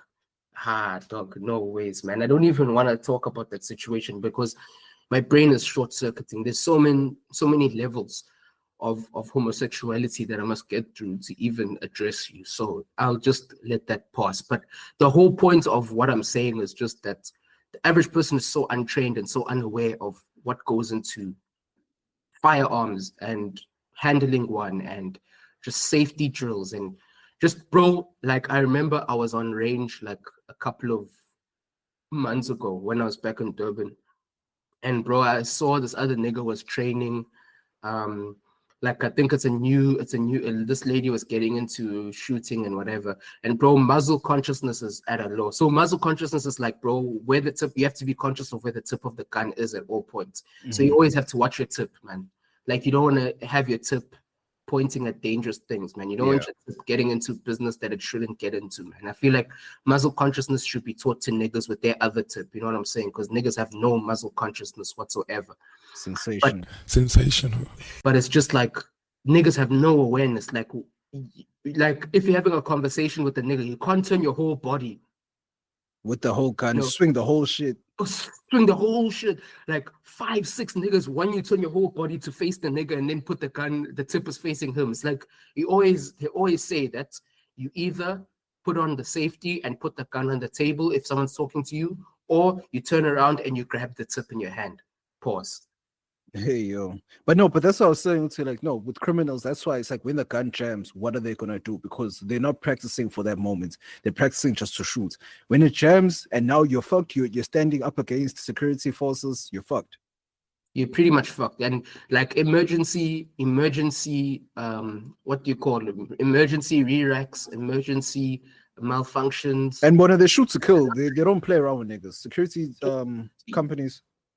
Exactly. And they're dealing with rifles. Rifles are much less likely. High power. And they're dealing with high power rifles and top of the range pistols that have specific feeds in the chamber that are designed to minimize, by all means, minimize the possibility of a squib load or a misfire or a misfeed in the chamber. So my whole thing is that, man, when we think of that, and then we look at the gap between the average person, just the average Joe, and we think of the average gun enthusiast, and then we think of just the average, like, trained guy, it's cooked when you look at, like, the Durban situation, because a lot of them Somali niggas are Al-Shabaab niggas, man. What the fuck? No, because you saw the ones where the niggas were forcing themselves into the hospital and they got into a firefight with the cops, and niggas were sitting there by the beach and they were motivating themselves in Arabic, and you're like, bro, these are Al-Shabaab niggas. And I always noticed this thing that when niggas get busted trying to cross the border, it's always military-aged niggas. No women and children, it's just niggas between the age of 18 and 35. Like, gang niggas between the age of 18 and 35. I'm like, bro. Yeah, well, this is like you said, we are now in the age of war. Everyone is fighting their own individual wars. I guess Ukraine and Russia pop things off by themselves, but yeah, we are going to the clusterfuck way more faster than we were before. You know what I'm saying? So this, however this goes about, I wish, yes, I understand General Mkhwanazi is doing the right thing, but it's like, you know, we kind of need you for something else right now. It's like, you know, if you held on to those documents for that long, it could have waited like a few months more after you cleaned up this foreigner issue. But it is what it is. You gotta attack all cylinders as you go. But it's like, all right, bruh, I'm not saying we're fucked just yet, because if we can just get our shit together as not us as people, but as a country, like in terms of our government systems, then we can do something. Because they only do something when shit hits the fan, and that's my problem. It's like, no, everything's so hella reactive. It's really reactive. Exactly, things could be breaking down and everything. They're like, well, if it's not completely broken, there's no need to fix it until it goes off the hinges, then it's fucked. Then they want to step in and act like the hero. So it's like, you see what I'm saying? So it's like, man, it's not viable for it's not viable for us to be that chill. That's what I'm saying. Like that's what I said a few episodes ago. This country is very lax when it comes to certain things. Like we are so slow to react to a lot of things. Whereas if we had to nip a lot of things in the bud, we wouldn't have this situation. Imagine now you were born and raised here your whole life. You don't really get into messed up things suddenly. Actually, I have I know someone that I used to work with where they got a new phone, or got a new SIM card. Cool. So now they carry on using their phone and everything.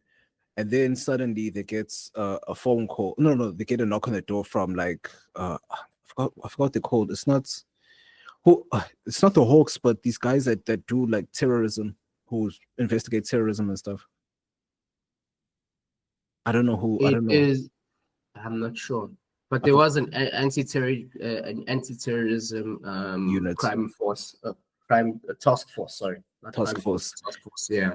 Yeah, so that task force, they come bursting into his crib, and then they say, basically they're like, where's your phone? And gives him the phone. It's like, no, he said, why? Oh, why do you want my phone? It's like, no, we got a tweet saying that you're going to bomb like there was a tweet that was put out stating, like, basically posing or a threat, posing a threat to, I forgot which country that he has traveled to before. So that's why it became an actual thing. And then he's like, oh no, like this is my new SIM card and all of that. So he couldn't fly. He was like on a blacklist basically for 2-3 years. I think it's still not concluded. Damn. And this is what I'm saying. And just to bring it to like an actionable level, because there's a lot of things happening in politics and there's a lot of things happening at a level that we can't really do much, but just everyone needs to be prepared, man. Like, for example, like having a bug in or bug out bag. Like if you had to look at your supplies in your house right now, both you, I, and the sensationalist listening, like realistically, if you had to be cut off from all outside world, how long would you last? How many non-perishables do you have? Like on day 1 or day 2, do you have to leave your crib to go try and get something? And when something is happening and anarchy reigns, bro, like there's no getting anything. And I like the fact that 2021 happened because it was a wake-up call for a lot of people. And a lot of people saw how isolated they were. Like if you're in an apartment block, you're a nice neighbor that you always talk about the cricket and the rugby with, those niggas turned on you very quickly. You weren't allowed into shopping malls. You had to put on your best ever twang to convince them to let you into the community shopping mall or let you into the community itself. And you saw how isolated you were and how armed niggas are, because niggas are armed to the teeth. They're ready for war. They're ready for the smoke. When now, okay, you would be a brisket. You'd be a straight brisket. If it's a smoky brisket, and just straight away. The only stock you have in JFX is lube and baby oil and liquor and all of that. And I'm like, bro, oh my gosh. Because niggas, bro, no Diddy. Because niggas were stocking up liquor, Pilla. I think it was the COVID things, and niggas were buying Smirnoff for 800 a bottle. They were stocked with hella liquor, but niggas had impu, they had canned foods, they had hella non-perishables. They could stay in their home with generators and everything, guns, protect, lock down everything. You wouldn't get in an inch if they didn't want you to. But where now, you're going to fight niggas off with your 12, never mind. Never mind. But I'm just saying, bro, like, shit is real, especially for ladies. Like, if you live alone as a woman and shit pops, you are cooked. Yeah, you are. And the thing is, and the threat that we're talking about, because I feel like we're also kind of going on like a hypothetical-ish, but like a possible threat could be in home invasions. It's not necessarily this big whole bombs dropping, drones are coming to shoot us. No, home invasions from foreigners. I'm not saying that that's going to happen, but that's something of a reality. Whereas that if they get fed up with how we're starting to push back, then that is a reality. So it's like, okay, look, I wouldn't even take it that far. I would just bring it to the mere reality that we have an energy crisis, like energy stability. And if the grid had to go down completely, it would take a week to 2 weeks to reinstate that, right? So that means for a good 2 weeks here without power, which means no robots, no direct lines to hospitals, no direct lines to police stations, blah, blah, blah, blah, blah. Producers going off. it would be a looting situation. And you see, in 2021, there was like a 3-day, 2-day, 3-day thing, right? At max. Bro, imagine 2 weeks of all of that with no power, no connection to your services, no emergency services, nothing. You're on your own for at least 2 weeks while they try to get the grid up. Within the first 2 days, it's going down. Niggas are going to run out of food and then come and start looking at you as the food. And if you are in an apartment complex that is not secured, if you are in a standalone house, there's no one who knows how to do emergency procedures. At least you don't have to be a surgeon, but you know how to put together stitches. You know how to deal with head trauma. You know how to deal with this, that, and the other. And there's no one who has a firearm and who has well drilled the house. If an invasion happens, everyone does this. These are your stations. This is your bag that you're meant to carry with all your supplies, blah, blah, blah, blah, blah. Like the very basic, just emergency, whether it's an emergency bug in. So there's something called bug in and bug out. Like a bug out is like an evacuation procedure where you go to somewhere you know you're going to be safe. So some people, that's like the homesteads and the rurals, and some people don't have that, so they have to bug in. So it's like an emergency procedure to be able to block all doors and stay in and survive there. Like most people don't think about that. And like I've started to think about that, and I'm like thinking to myself how cooked I am. Like I'm a 2 days drive from my nearest like proper bug in location, and I'm deeping that I'm like, fuck, something had to pop, man. Oh my God, if something had to pop, I'm pretty cooked. Yeah, that that's the thing. That's the thing.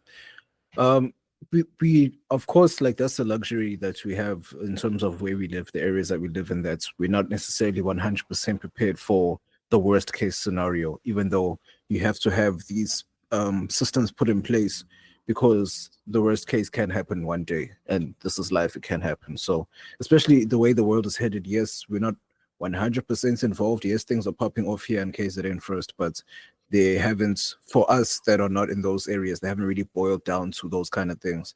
But it's also like so many different routes that they can go in terms of starting this kind of warfare, where as it could be through the foods that they sell at the tuck shops, it could be through actual physical, warfare, so many different things, political warfare. Niggas, I won't able to form groups and whatever, and somehow try to make it logical, because we're also accepting of everything that everyone does in this country. But there's so many different avenues as to where they can get us. And I feel like preparing for the worst case, or like what is it called, doomsday prepping, yeah, it isn't the worst thing on planet Earth. Sometimes it's okay to just go ahead and make sure that you have your shit together. It's really fine. But and sorry to interrupt, even if you don't have your shit together, at least have a list of 5 contacts of people who do. Do you have a doctor or someone that you could call in immediate circumstances who can give you help? Do you have someone who's trained in firearms? Even if you don't have one in your home, could you get to somewhere in 5 minutes? And this is why, like, this culture of ours, man, in modern South Africa, of not knowing our neighbors is crazy. Yeah. Like, we don't know who has what. We don't know who has what skills. We never really tap into them. Someone might be a surgeon right across your street. Someone might have military training. Someone might have this, that, and the other.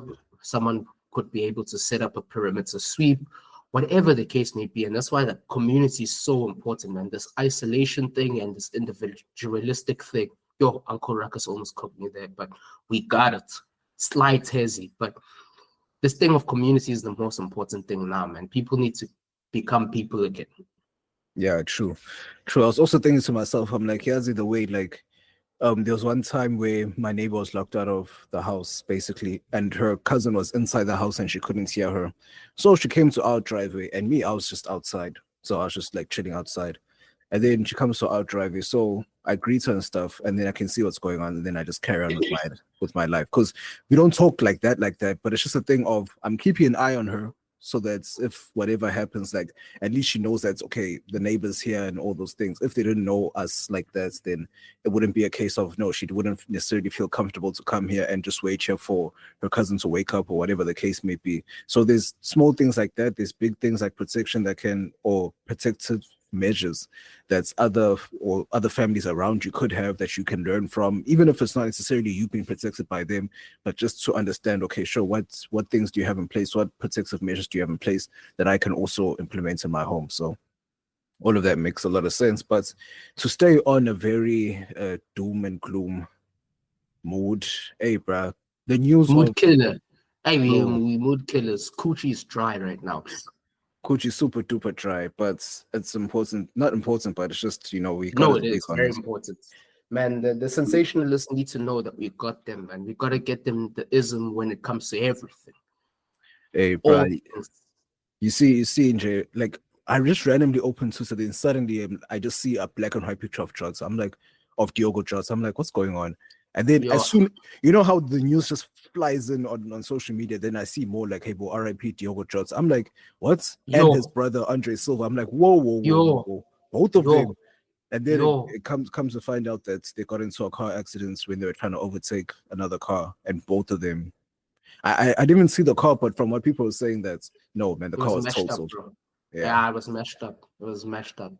And for me, man, first and foremost, rest in peace, Diogo Jota, one of the people that won many hearts in football. And his It's like brother Andre Silva. and his brother, man. But for me, it's like the shenanigans around this whole thing that I hate.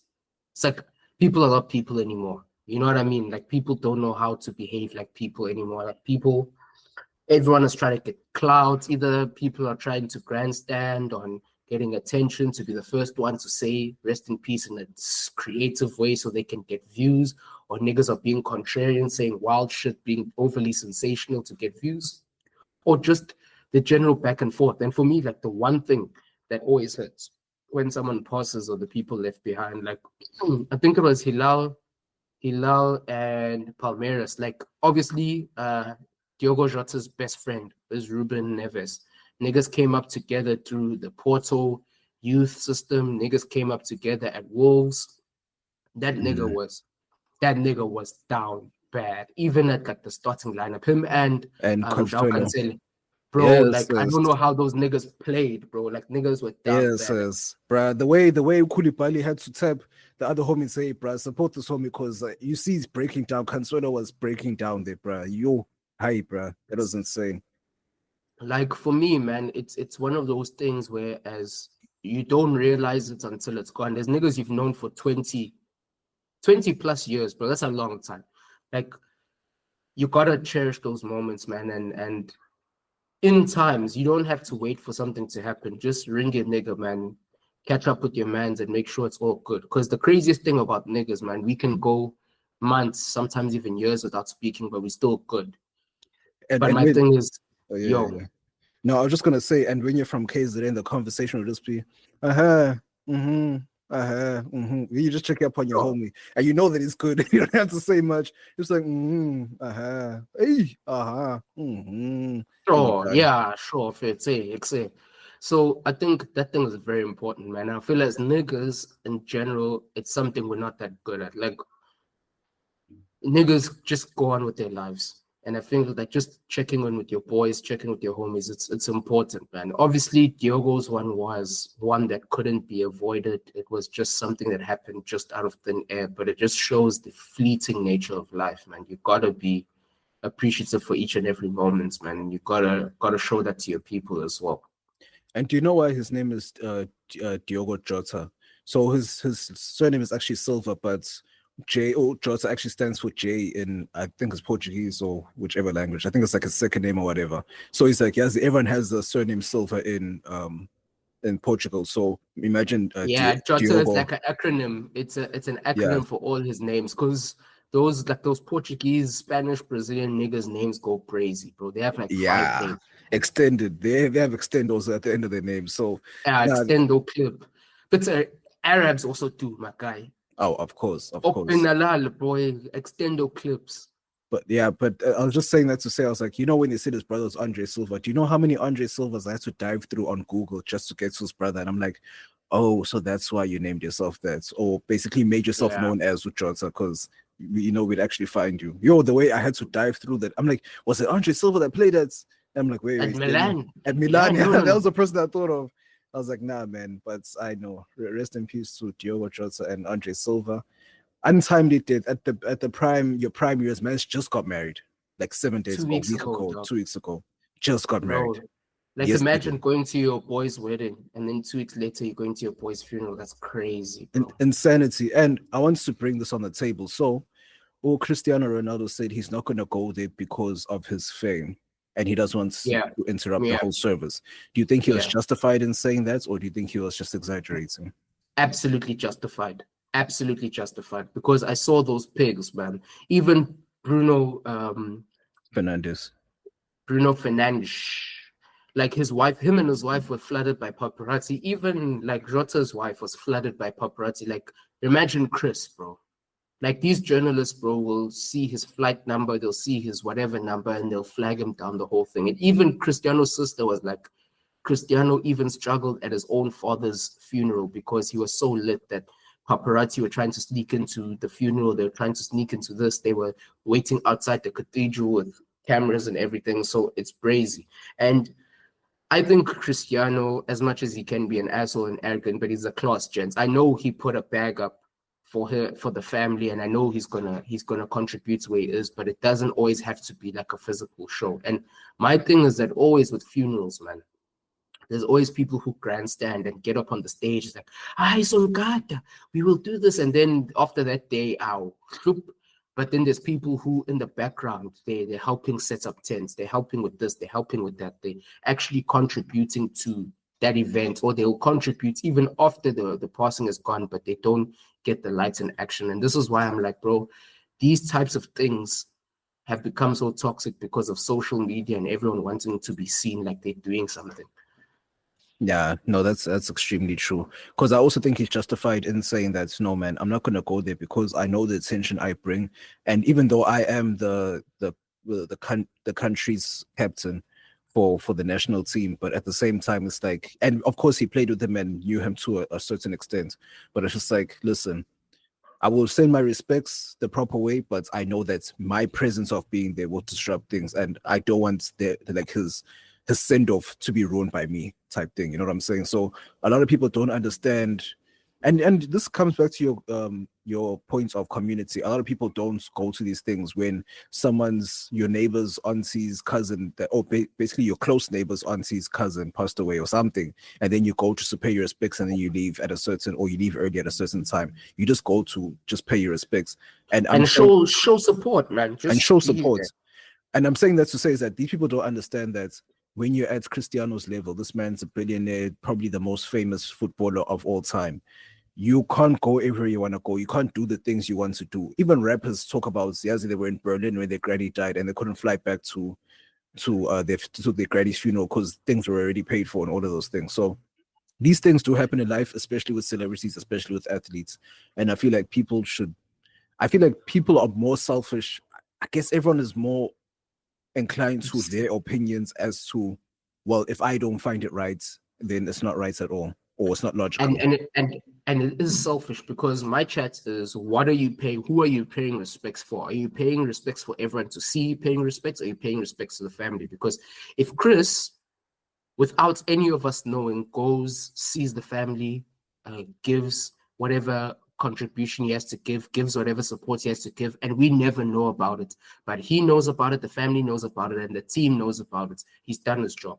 What we know and don't know is very limited information. We just know that he didn't show up to the funeral, but the time leading up to the funeral and after the funeral, it goes out of our attention span.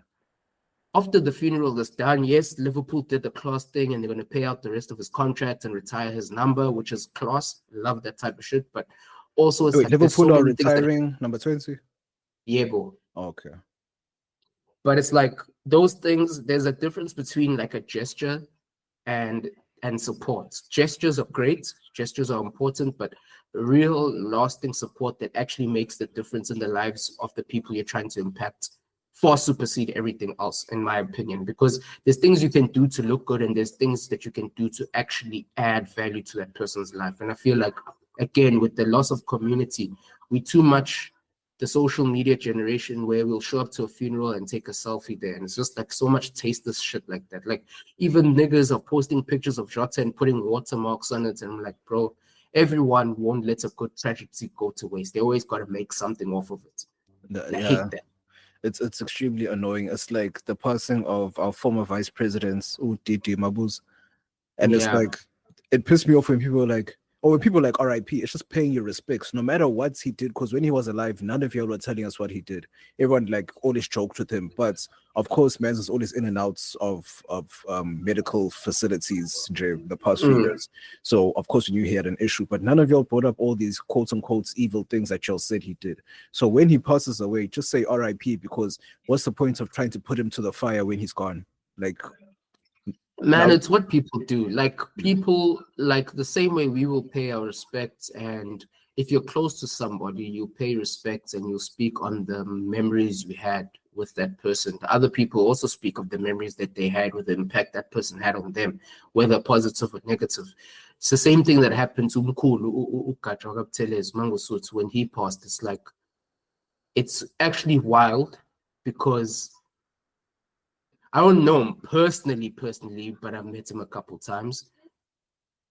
It's a very different experience. And then when you hear about all the people who still have beef for what IFP did during apartheid, it's not, and that's what I'm saying, is that it's supposed to be, and it's just paying your respects. Because if you can't hold people to the fire whilst they're still in their prime, whilst they're still alive, leave it when they go. Of course, there's when F.W. de Klerk died, and well, the way we celebrated, that was different. But I'm just saying, in terms of, is it really? Like, I'm going to separate myself from my personal opinion here, but it's like, if you experience someone a certain way their whole life, why not? Like, what is outside of decency and respect and culture? Why hold back your feelings when they die? Here's the difference. It's because you didn't have the feelings when they were alive. You know what they did, but you didn't have those feelings. Whereas FW, we've always had those feelings towards him. Whereas with DD Mabuza, we never had those feelings. Or not that we never did. It wasn't out there in the public for us to know. Even now, it's now blown over. That's whatever. I still don't even know what they were saying that he did. But it was just a light thing and then gone, because it wasn't that important. So if you couldn't say that, if you couldn't hold him to the fire every single time he said something or did something when he was alive, don't do it when he's gone. I'll push back against that, because my thing is like, things could be happening while the person is alive, right? And because while they're alive, they still have stature and they still have proximity to power, so they can shut the hose. But after they're gone and then things start being exposed, does that not give people the license to have valid feelings? Because say, for example, you find out, like, let's go to Hitler. Hitler is like the worst example. We knew what he was when he was alive, and niggas turned up after he died. But if there was another figure, man, like Churchill, people loved him when he was alive. Some people loved him when he died, but certain things came out about man after he passed. And then it's like, hey, yo, what? So my thing is that obviously in every single case and in every single situation, there'll always be clout chasers who want to jump on the newest vibe or the newest talking points. But my thing is, sometimes there are valid feelings, like there's like valid beef with someone. Of course. Yeah. No, of course. And you may only find out after. Like, may only find out after they're gone, and then you find out that, okay, this thing that happened to me in my life was because this person did A, B, and C. Oh man. No, man, I get that. I'm just saying it just has to go on the severity of what happened. So it's like, am I being blamed of something that happened when I was deputy president? So by proxy, I'm being blamed, or did I make an instruction to, get people harmed in a certain area or something like that? It just depends on the severity of it, whether as you were heavily involved or by proxy you were involved. It is what it is. That's just up in the air for interpretation. Yeah, it's up to interpretation and preferences. But I mean, personally, I just think everyone should grieve and move on from any situation the best way possible, while also respecting the people who have lost someone. I feel like if someone really is an op or whatever, you see them in whatever light, you can always give the family, because if you're beefing with the person, that's one thing. If you're beefing with the whole family, then you can run the smoke and run the pack immediately. But I think just for sake of human decency, there's a time and a place for all of this. And I think those are the things that are lost and gone. Like, niggas are savages now, animals. And I don't even mean like you're doing violent, crazy shit, but it's just this over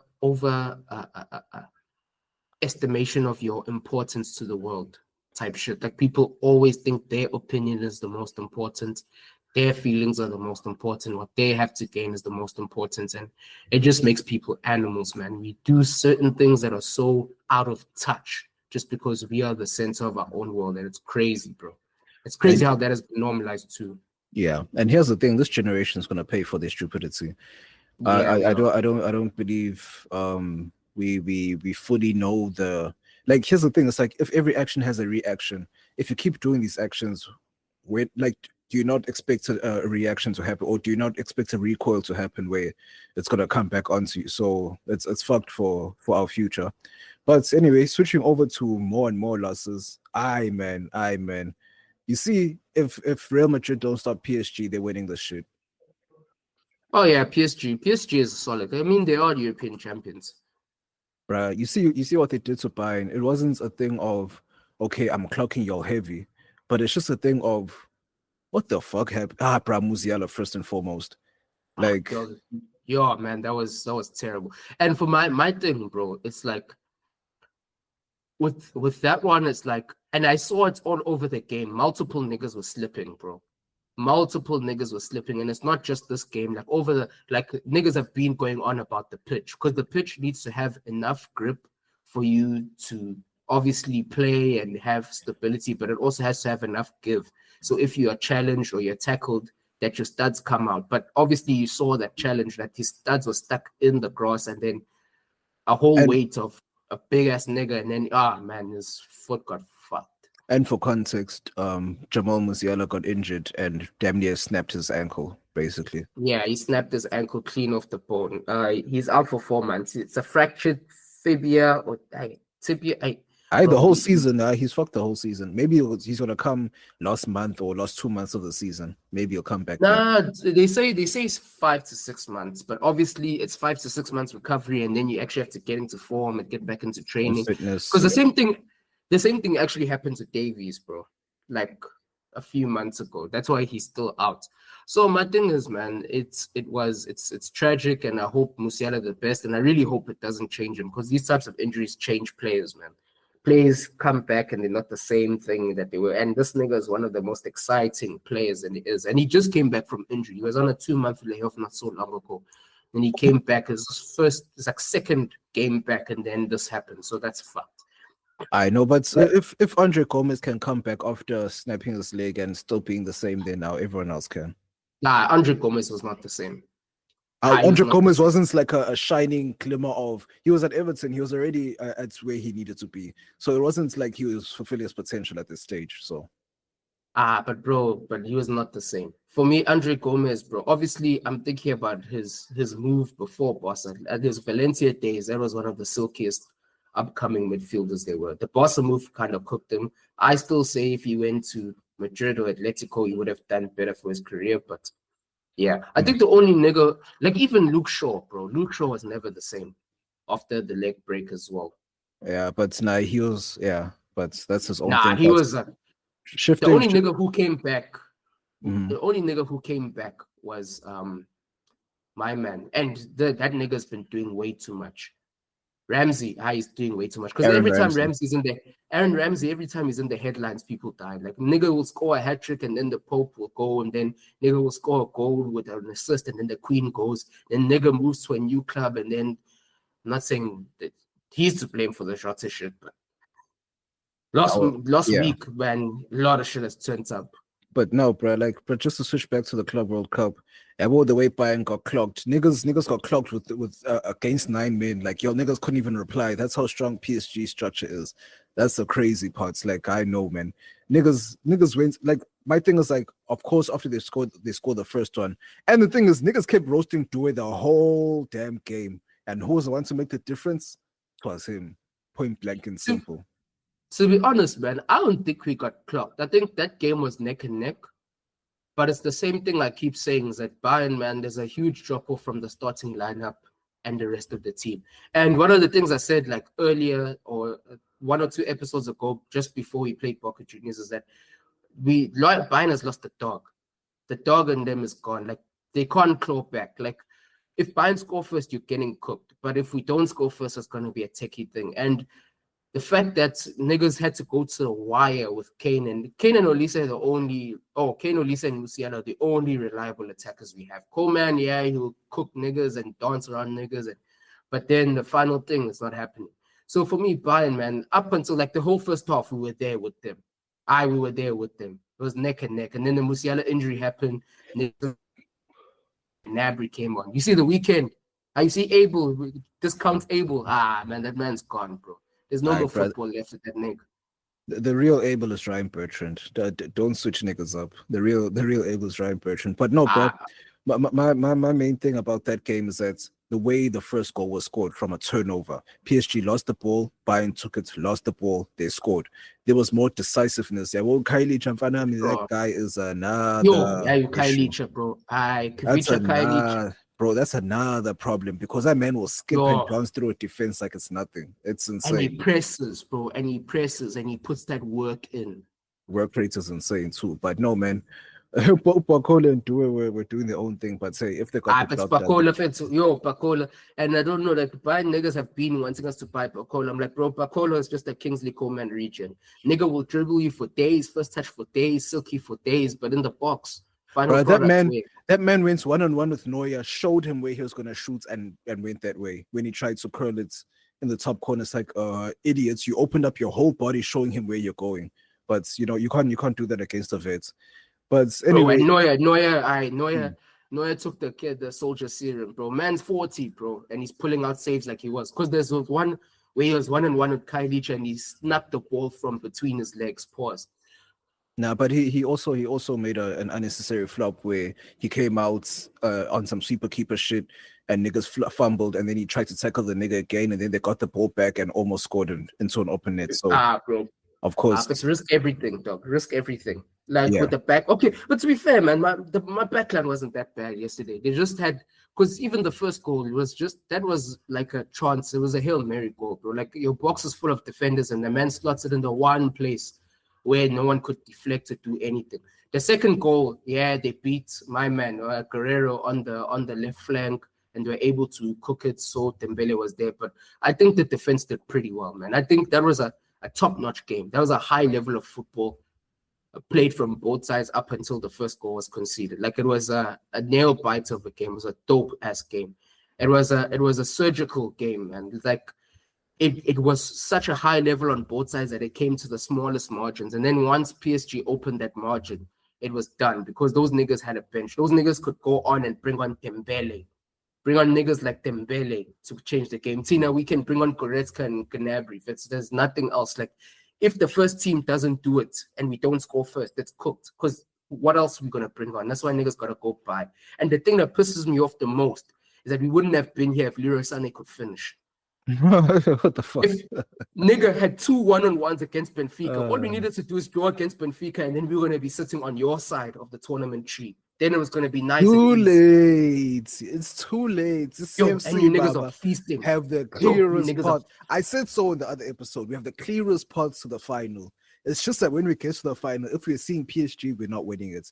If Madrid can get the job done, and that's where I shift. Okay, well, before I shift over to Madrid, Chelsea, we cooked. We won 2-1. Our player actually scored against us, so it is what it is. He's coming home either way. So we won 2-1 against what's it, Palmeiras? Was it Palmeiras or whatever? Palmeiras. Oh yeah, it's the vow. Yeah, he's our player. We bought him, then loaned him back to Palmeiras. Yeah. So man scored against us. Palmer did his shit there. We cooked. It's a bit shaky, but we cooked. But still, clearest part to the final. It's just this Fluminense, or however you pronounce their name, just that hurdle. Yeah, just that hurdle, and we threw. Still the clearest part to the final. But now I don't think you guys will make it in the final because Madrid is not the same. Obviously, defensively they're shaky, but Alonso's cooking something there. I never thought I'd ever see a Madrid with the 3-5-2, but those niggas are cooking. No, and that's what I'm saying. So what Madrid did, I actually have a different look at that game. That game wasn't as clear cut as. Okay, wait. Let me put it this way. Dortmund did not put up a fight, even though they were 2-1. Like, they just scored not the equalizer. They cut the deficit to 2-1. They didn't even jog back. Niggas just waltzed back, and I'm like, hey, but what's going on? And then goals just started flying at the end and cards, and I'm like, oh. And then Like niggas were sitting comfortably the whole game until the end, and then suddenly Dortmund started believing. Like, what's wrong? That's what I'm saying. Let's say Real Madrid does this thing of losing concentration at random times and they get punished. If they can get to the final, if somehow they can stay locked in and beat PSG and they get to the final and Chelsea gets to the final, Chelsea have a very good chance of winning if they have their shit together. That's what I'm saying. I don't know about that, hey? Because I think you niggas can definitely surprise them if Madrid gets to the final. But the issue is that Madrid have too much quality. Like my thing with you niggas, man, you have a lot of bench names, but A lot of like, YNs. yeah, you have a lot of the young niggas, but in terms of quality, niggas who can actually come on the pitch and make a difference, I don't know if you have that level of squad depth. Because if Neto and what's his name, Madueke are not on it, bro, you basically cooked. Because like, is Nico Jackson? He's got a suspension for 1 game, right? It's over now because Joao Pedro already came, so Delap and Pedro are taking the number 9 spot, so it's cool. Bro, but I don't know if Pedro is seeing his first game in a semi or a final. Like it's gonna be Delap and maybe Nico. He played already. Pedro. Yeah, in the last game in the quarter. Oh, he got his cameo. Yeah. All That's right. what I'm saying. Jackson had to move down the picking order because like we gave you so many chances to prove yourself. He plays with chances. You see what I'm saying? But no, I truly think it's getting clear this day that PSG is winning this. It's just Madrid needs to do everyone a favor. If Madrid do everyone a favor, then Chelsea can sneak. But here's my thing. I don't want Madrid to win. It's because of the illustrious cabinet. I'd rather PSG win because, just showing their dominance. But I know I'll have to stick with my team. But I say PSG should win this easily. I feel like the red cards they got are definitely going to dig into their defensive thing because, bro, outside of Marquinhos, their 2 next best defenders are out. Because Patrick got 1 and then, Lucas Hernandez, that's a funny nigga, man. That's such a funny nigga. That thing that he did, he was on as a sub for like 5 minutes and he got a red card. It's so like him. But the thing is, that nigga is so brilliant, such a dope player. You remember when he was playing for us, he was such a dope player, but it's either he's always injured or he's got a hot head. So he's also out. So you could, but the thing is with PSG, man, PSG are actually a team. Yeah, Hernandez thinks it's that old PSG that used to fight. And whenever they started losing, niggas started karate kicking and everything. Some niggas started tussling. They thought it was the PSG of Abo Christophe Jallet, Abo Maxwell, and Pastore. Nah, they thought it was a 2020. About 2020, 2021 PSG. Oh, Neymar, and Mbappe and Messi. Niggas start losing and start scrapping like live. With each other, foot. Well, not as much with each other, but other teams were Abo Paredes, bro. He was always setting it off. Always. Yeah, he was. But those niggas used to beef each other. I mean, Messi, not Messi, but Neymar and Mbappe. If it's Mbappe ngafuna pass. Yeah, because he was jealous of his relationship with Messi. Yeah, Fetu. What in the Pillow Princess? He was a child though. He was a child back then. Man. But he rocked up. A nigga that I have to give an honorable shout out. There's actually 2 niggas. Obviously, Due, I've always shouted that nigga out. Like, I was so pissed that we never got him. I was also pissed that Bayern didn't go for Kylie. Free run, bro. He had a free run. 65 stacks. Put it on that nigga, fair to bring that nigga. We don't have to look at Coleman anymore. But outside of those niggas, fair to order cooler, fair to. Yo. I say people can still snatch him, but it looks like Alonso is trying to implement him into the team more. Nah, Alonso sees what that nigga is, man. Alonso sees what that young nigga is, man. That young nigga's a problem. He's always been a problem. Even from the days of Fenerbahce, I saw that young nigga was a problem. Yeah, even the Euros saw that young nigga was a problem. That's what I'm saying. International. Yeah, no, you're right. Ancelotti didn't want to play him, but international, he always killed it, and you can't deny it when he does it on the international stage.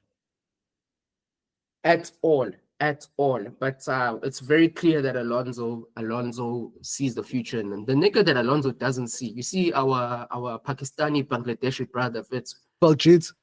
Our Baljeet, yo. They turned on Baljeet. And honestly, I'll take Baljeet. I'd take Baljeet. I think we will all take him. We'd all say, bro, that's a quality player, bro. Like, obviously, his end product isn't the best, but the nigga balls consistently, and that nigga is a big game player. He won't hit 30 goals a game, but the 5 or 6 that he gets, they key important. Goals. Yeah, no, that's true. Now that Drake is talking to Arsenal, ship him out, give him the number 11 at Chelsea, make it simple. But didn't you niggas just buy a winger now? You just bought Bino Gittins now from Dortmund. Yeah, Paloma Drake is also being shipped out, and then we have to replace him. Maybe. It's because it's like squad depth. It's like I said in the last episode, everyone's legs are going to be finished after this Club World Cup. We need squad depth going to Champions League games, and especially English cups. They have 2 extra cups than other countries, you know, so niggas need legs. Niggas need legs. And bro, it's like this thing of so many tournaments, bro. Players are getting cooked. Players are getting cooked, bro. Players are getting cooked left, right, and center. Absolutely knackered players, bro. Niggas are finished, bro. Like niggas are seeing like 50, 60 games, damn near 60 games a season. If you add up this Club World Cup plus the Champions League with the group phase formats and all of this, and then you add the round of 32, and then you add all the cups, then you add the Nations League, and you add the international breaks, bro. It's insane, bro. Niggas are cooked too much. Now imagine playing in England where you don't even have a Christmas break. You're going to play through Christmas, through New Year's. You only have the day of Christmas off, but you don't necessarily have the whole holiday off. So now La Liga and all these other countries have their actual break. So now you're going to keep playing. Then when you come back in Jan, oh shit, the Champions League format changed. You're back in Champions League already in Jan. So it's like, it's a never ending thing if you play for a club in England, but it's what you chose when you high wages. Yeah, because clubs have to recoup that money because wages are killing niggas. Niggas are getting 20 million, 15 plus million contracts here, there, everywhere. Because that was a nigga to make 15 mil plus, you had to be one of the top dogs in the game. Now niggas are making 20 plus. Some niggas are touching 30. Mbappe, Chris, Messi, Haaland, all them niggas are damn near 30, if not more. Bro, Sancho was asking for 300k a week, and we're like, Enzo's our highest player, and he's not even touching 200. Like, and you're not even in form, my guy. You just play, you're just skillful. Like, you just have skill. Nigga has Sweetie in his roster. Fits. He needs that paper quick. Bro, like he has Sweetie in his roster, man. He needs that paper quick. All right, bro. Him and his team have to look at this thing seriously. It's like, bro, you're not even a star, so you couldn't even start at Chelsea that much. Like, you have to fight for your place, and you want 300k. This is damn near double than Enzo and Palmer. Palmer's on 130. You want 300? Ah, boy, nah. Yeah, I know he's not seeing it. It's like Sancho behaves like a Brazilian, hey? Yeah. He wants money and he wants to get lit. He wants to live the life, and that thing's gonna cut his shit short. Yamal is prime example of trying to act like a Brazilian. Bro, that guy isn't so much. Like, he's class, and I'm not wishing anything on him, but the way he's moving, bro. Yeah, the way he's reckless. moving, that's reckless, man. Neymar would have been ruined if he wasn't recording. You think so? That's what I'm saying. In Neymar's situation, he would have been ruined if he wasn't recording the whole thing in his room. Oh, you're talking about the PPM traits. I was just talking about the overall lifestyle thing. Yeah, that's what I'm saying. It will lead to PPM. Yeah, of course. If it's nigga already did PPM, nigga was flying out OnlyFans gals that are twice his age, bro. Come on. He's already there. That's facts.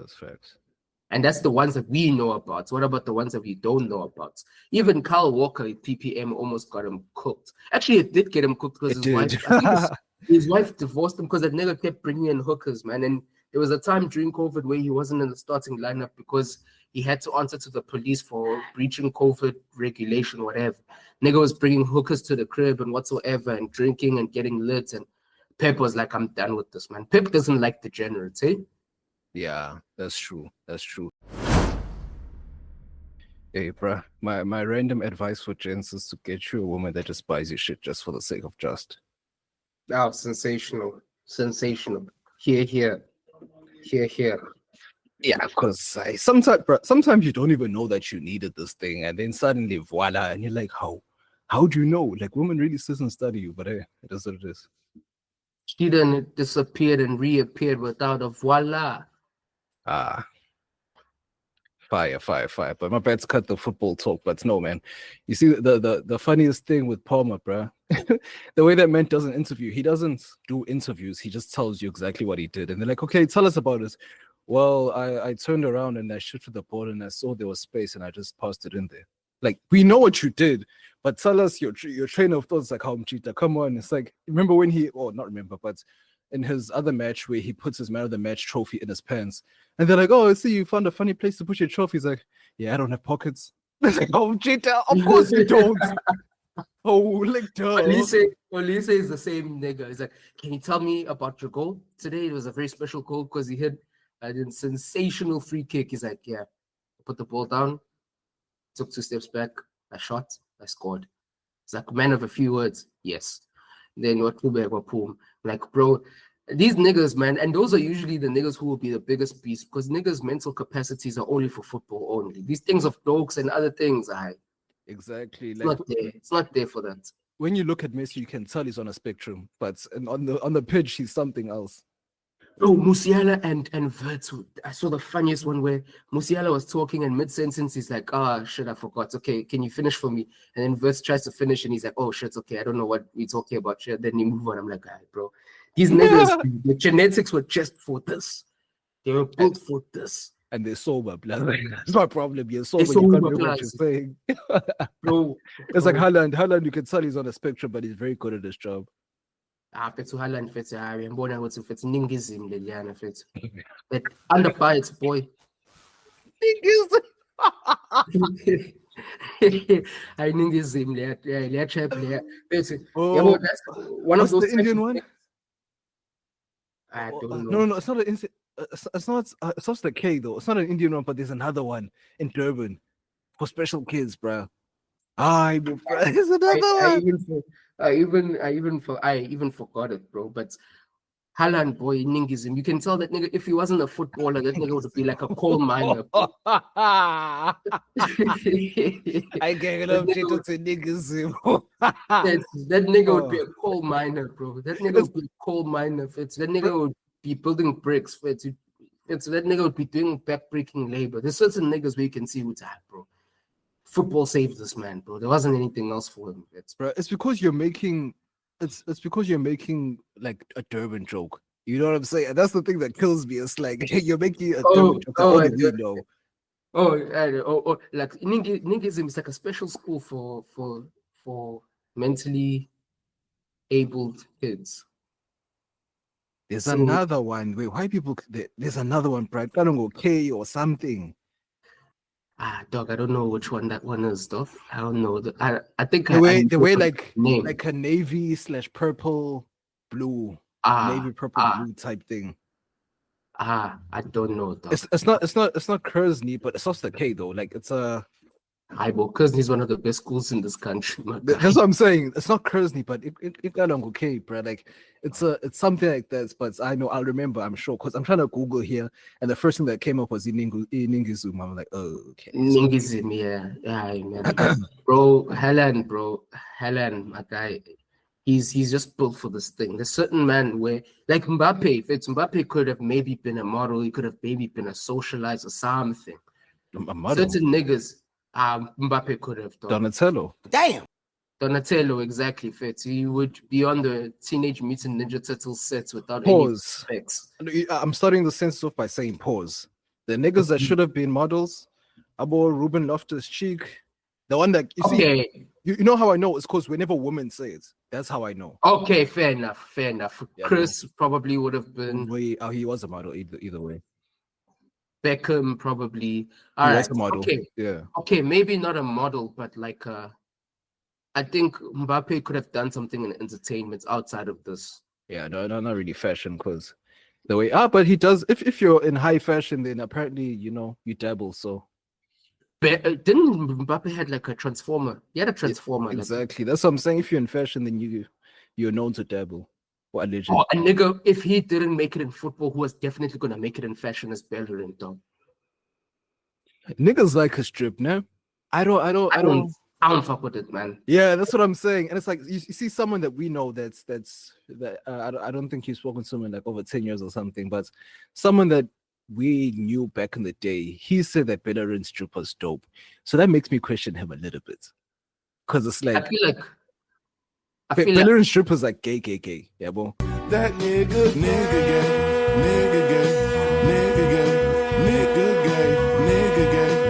Yeah. It is. But like high fashion is always like a little Blurring the zest. lines. Yeah. It because look at ASAP, dog. My thing is this thing, but remember when we were growing up, and then they all these Illuminati rumors started coming up, and they're like, "No, Kanye is wearing the skirts, and they want you to assimilate." Remember, they warned us, and look at us now. Look at society now. Like, no joke. Like, I'm being dead serious now. Bro. Like Like, look at society today.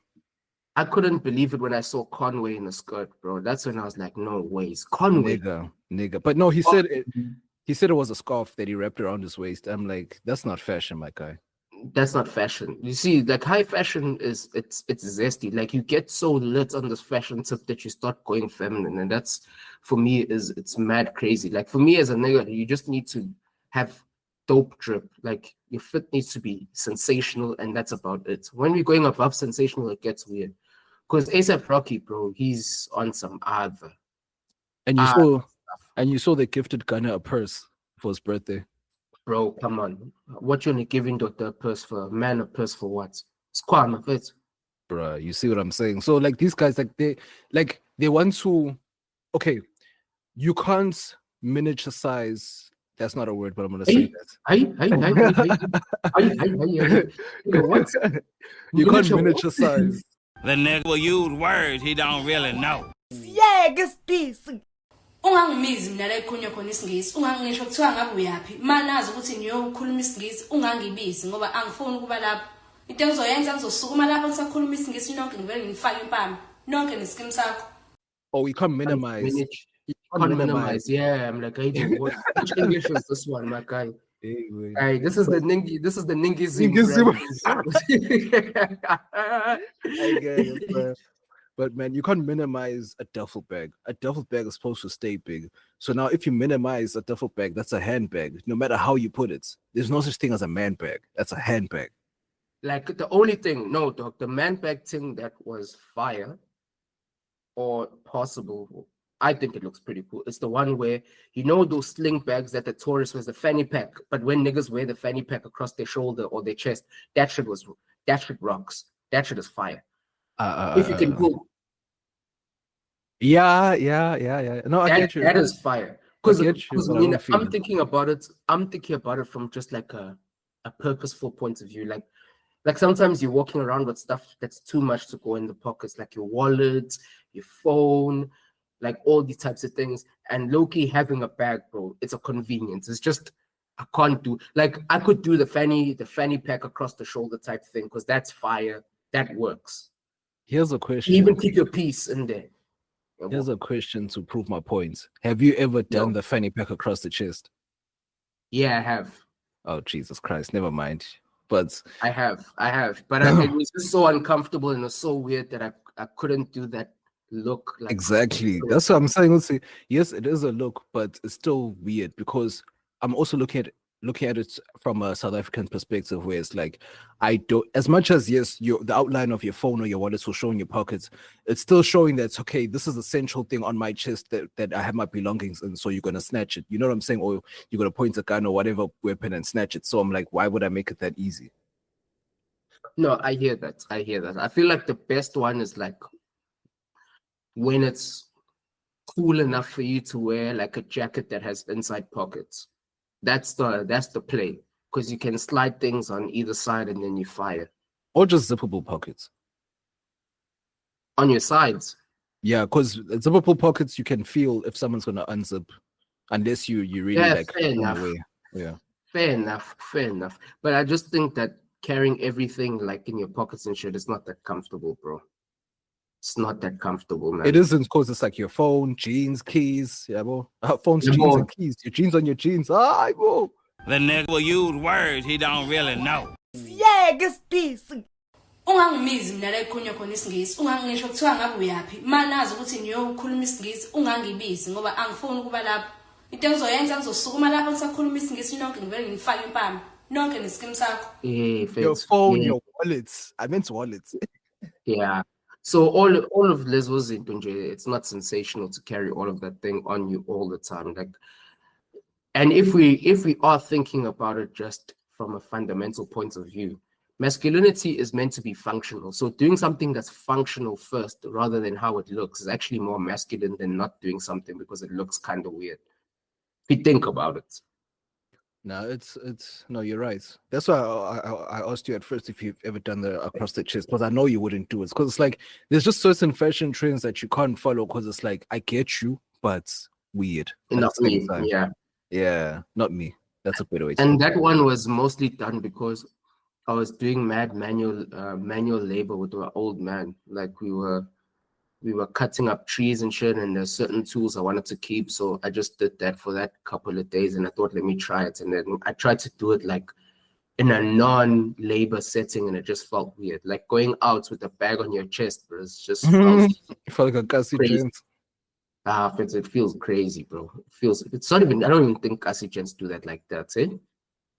Not necessarily. Some No. niggas, piano niggas do that. Like niggas will go to clubs and shit with the oversized shades and the huge thing. And some niggas did the man bag thing that was very popular in the late 2010s and the little early 2020s. But I don't know. I don't think it works for me. Some niggas can pull it off. I personally, maybe not, but I've never really invested in actually buying a bag that would look dope with the fit. That's another thing also. You see, that's too much. Like, and as a man, I don't even think if my wallet matches anything because my wallets will never be seen. You know what I'm saying? So it's like, why am I thinking of a bag that I match the fits? Fair enough. But also, there's just certain things that niggas need to learn how to do. Like in 2025, you still can't be wearing different kind of belts from your shoes, bro. That's wild. That's still wild. Depends on what you're wearing. If it's formal, then yes, you have to follow the code. And sometimes the watch band can match or whatever the case may be. The watch band has to, though. The watch band has to. You can't wear a brown strap and then you've got black belts. Black shoes. Yep.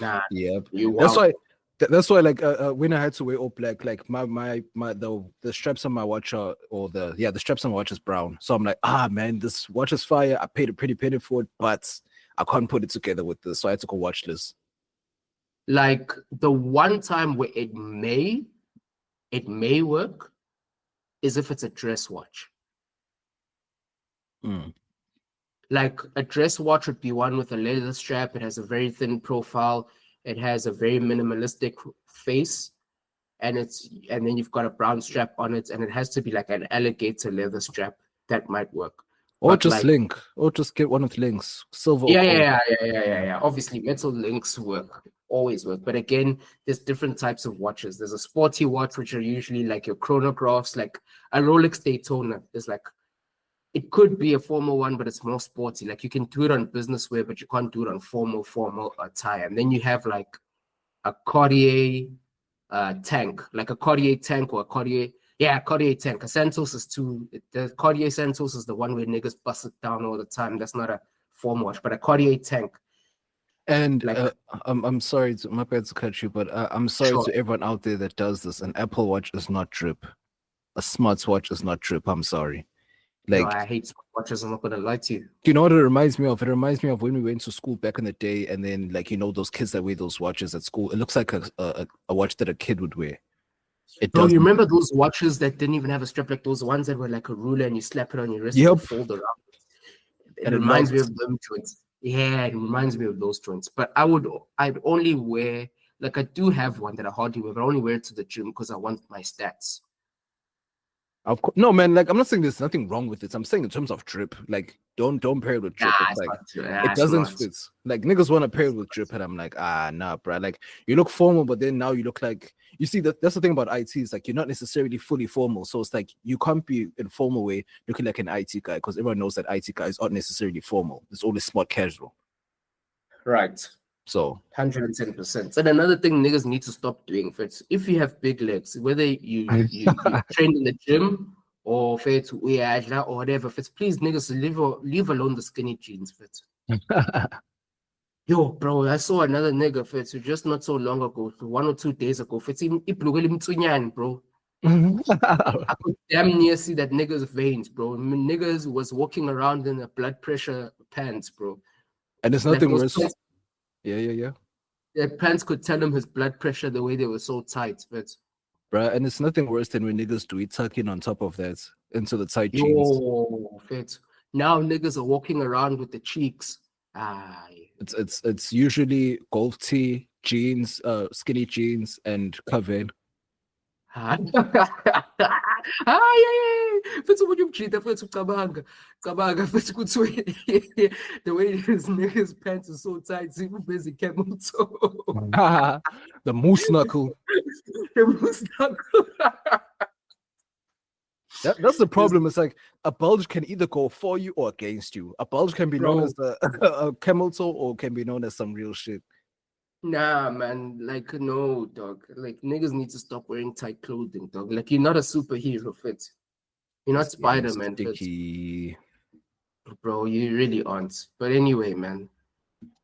Much unlike Spider-Man, we were actually able to save you. We were actually able to save you. We were actually able to save you from boredom. Put me late, destruction. but I got it. There we go. Girl, I could save you. Spider-Man. Superman. Either way, man, we were able to save you from boredom. We were able to save you from dysfunction, destruction, and every other D you might think of. Pause. But the one D you'll never forget. Is this dick? Gay. Hey, that's manje. Now, come on, my people, manje. Now, I'm going to come on, my people. Indaba yoma people namasende if it's a swag, if we've done too much pausing here, but that nigga gay. I'll insert that clip. That nigga gay. Nigga gay.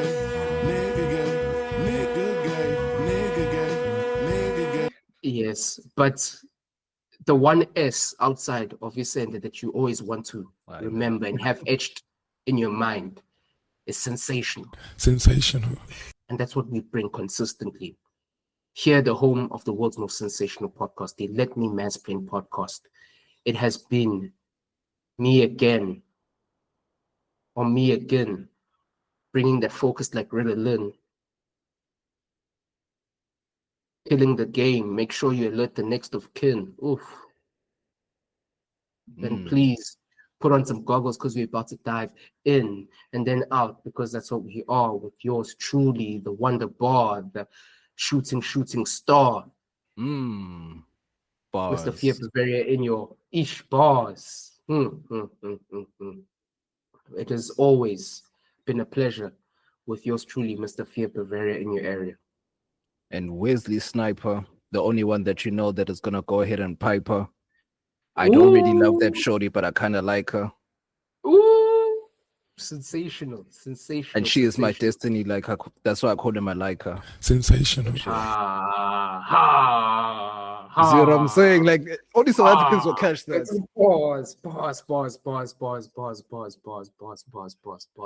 Pause. Yo, sensational fun. Hi, boy, sensational. Hi. And niggas need to put away those jeans because they couldn't be any tighter. You see, that's a problem. Like a lot of these are hitting like Jaeger bombs. It's like only when the sentence is over, then it hits. Yeah, you know what I'm saying, bro. It's you take the shot, you walk back to your table, and that's when it hits you. And that's why we keep printing this money like Fujitsu. And I'm not trying to kick with you niggas like Jujitsu. Ooh, Jiu-Jitsu niggas don't kick, but we in, we on, we out. You know what this is, you know what this was, what it's always gonna be. Let Me Mansplain Podcast, where everything goes just as long as you can mansplain, and we out. We gone.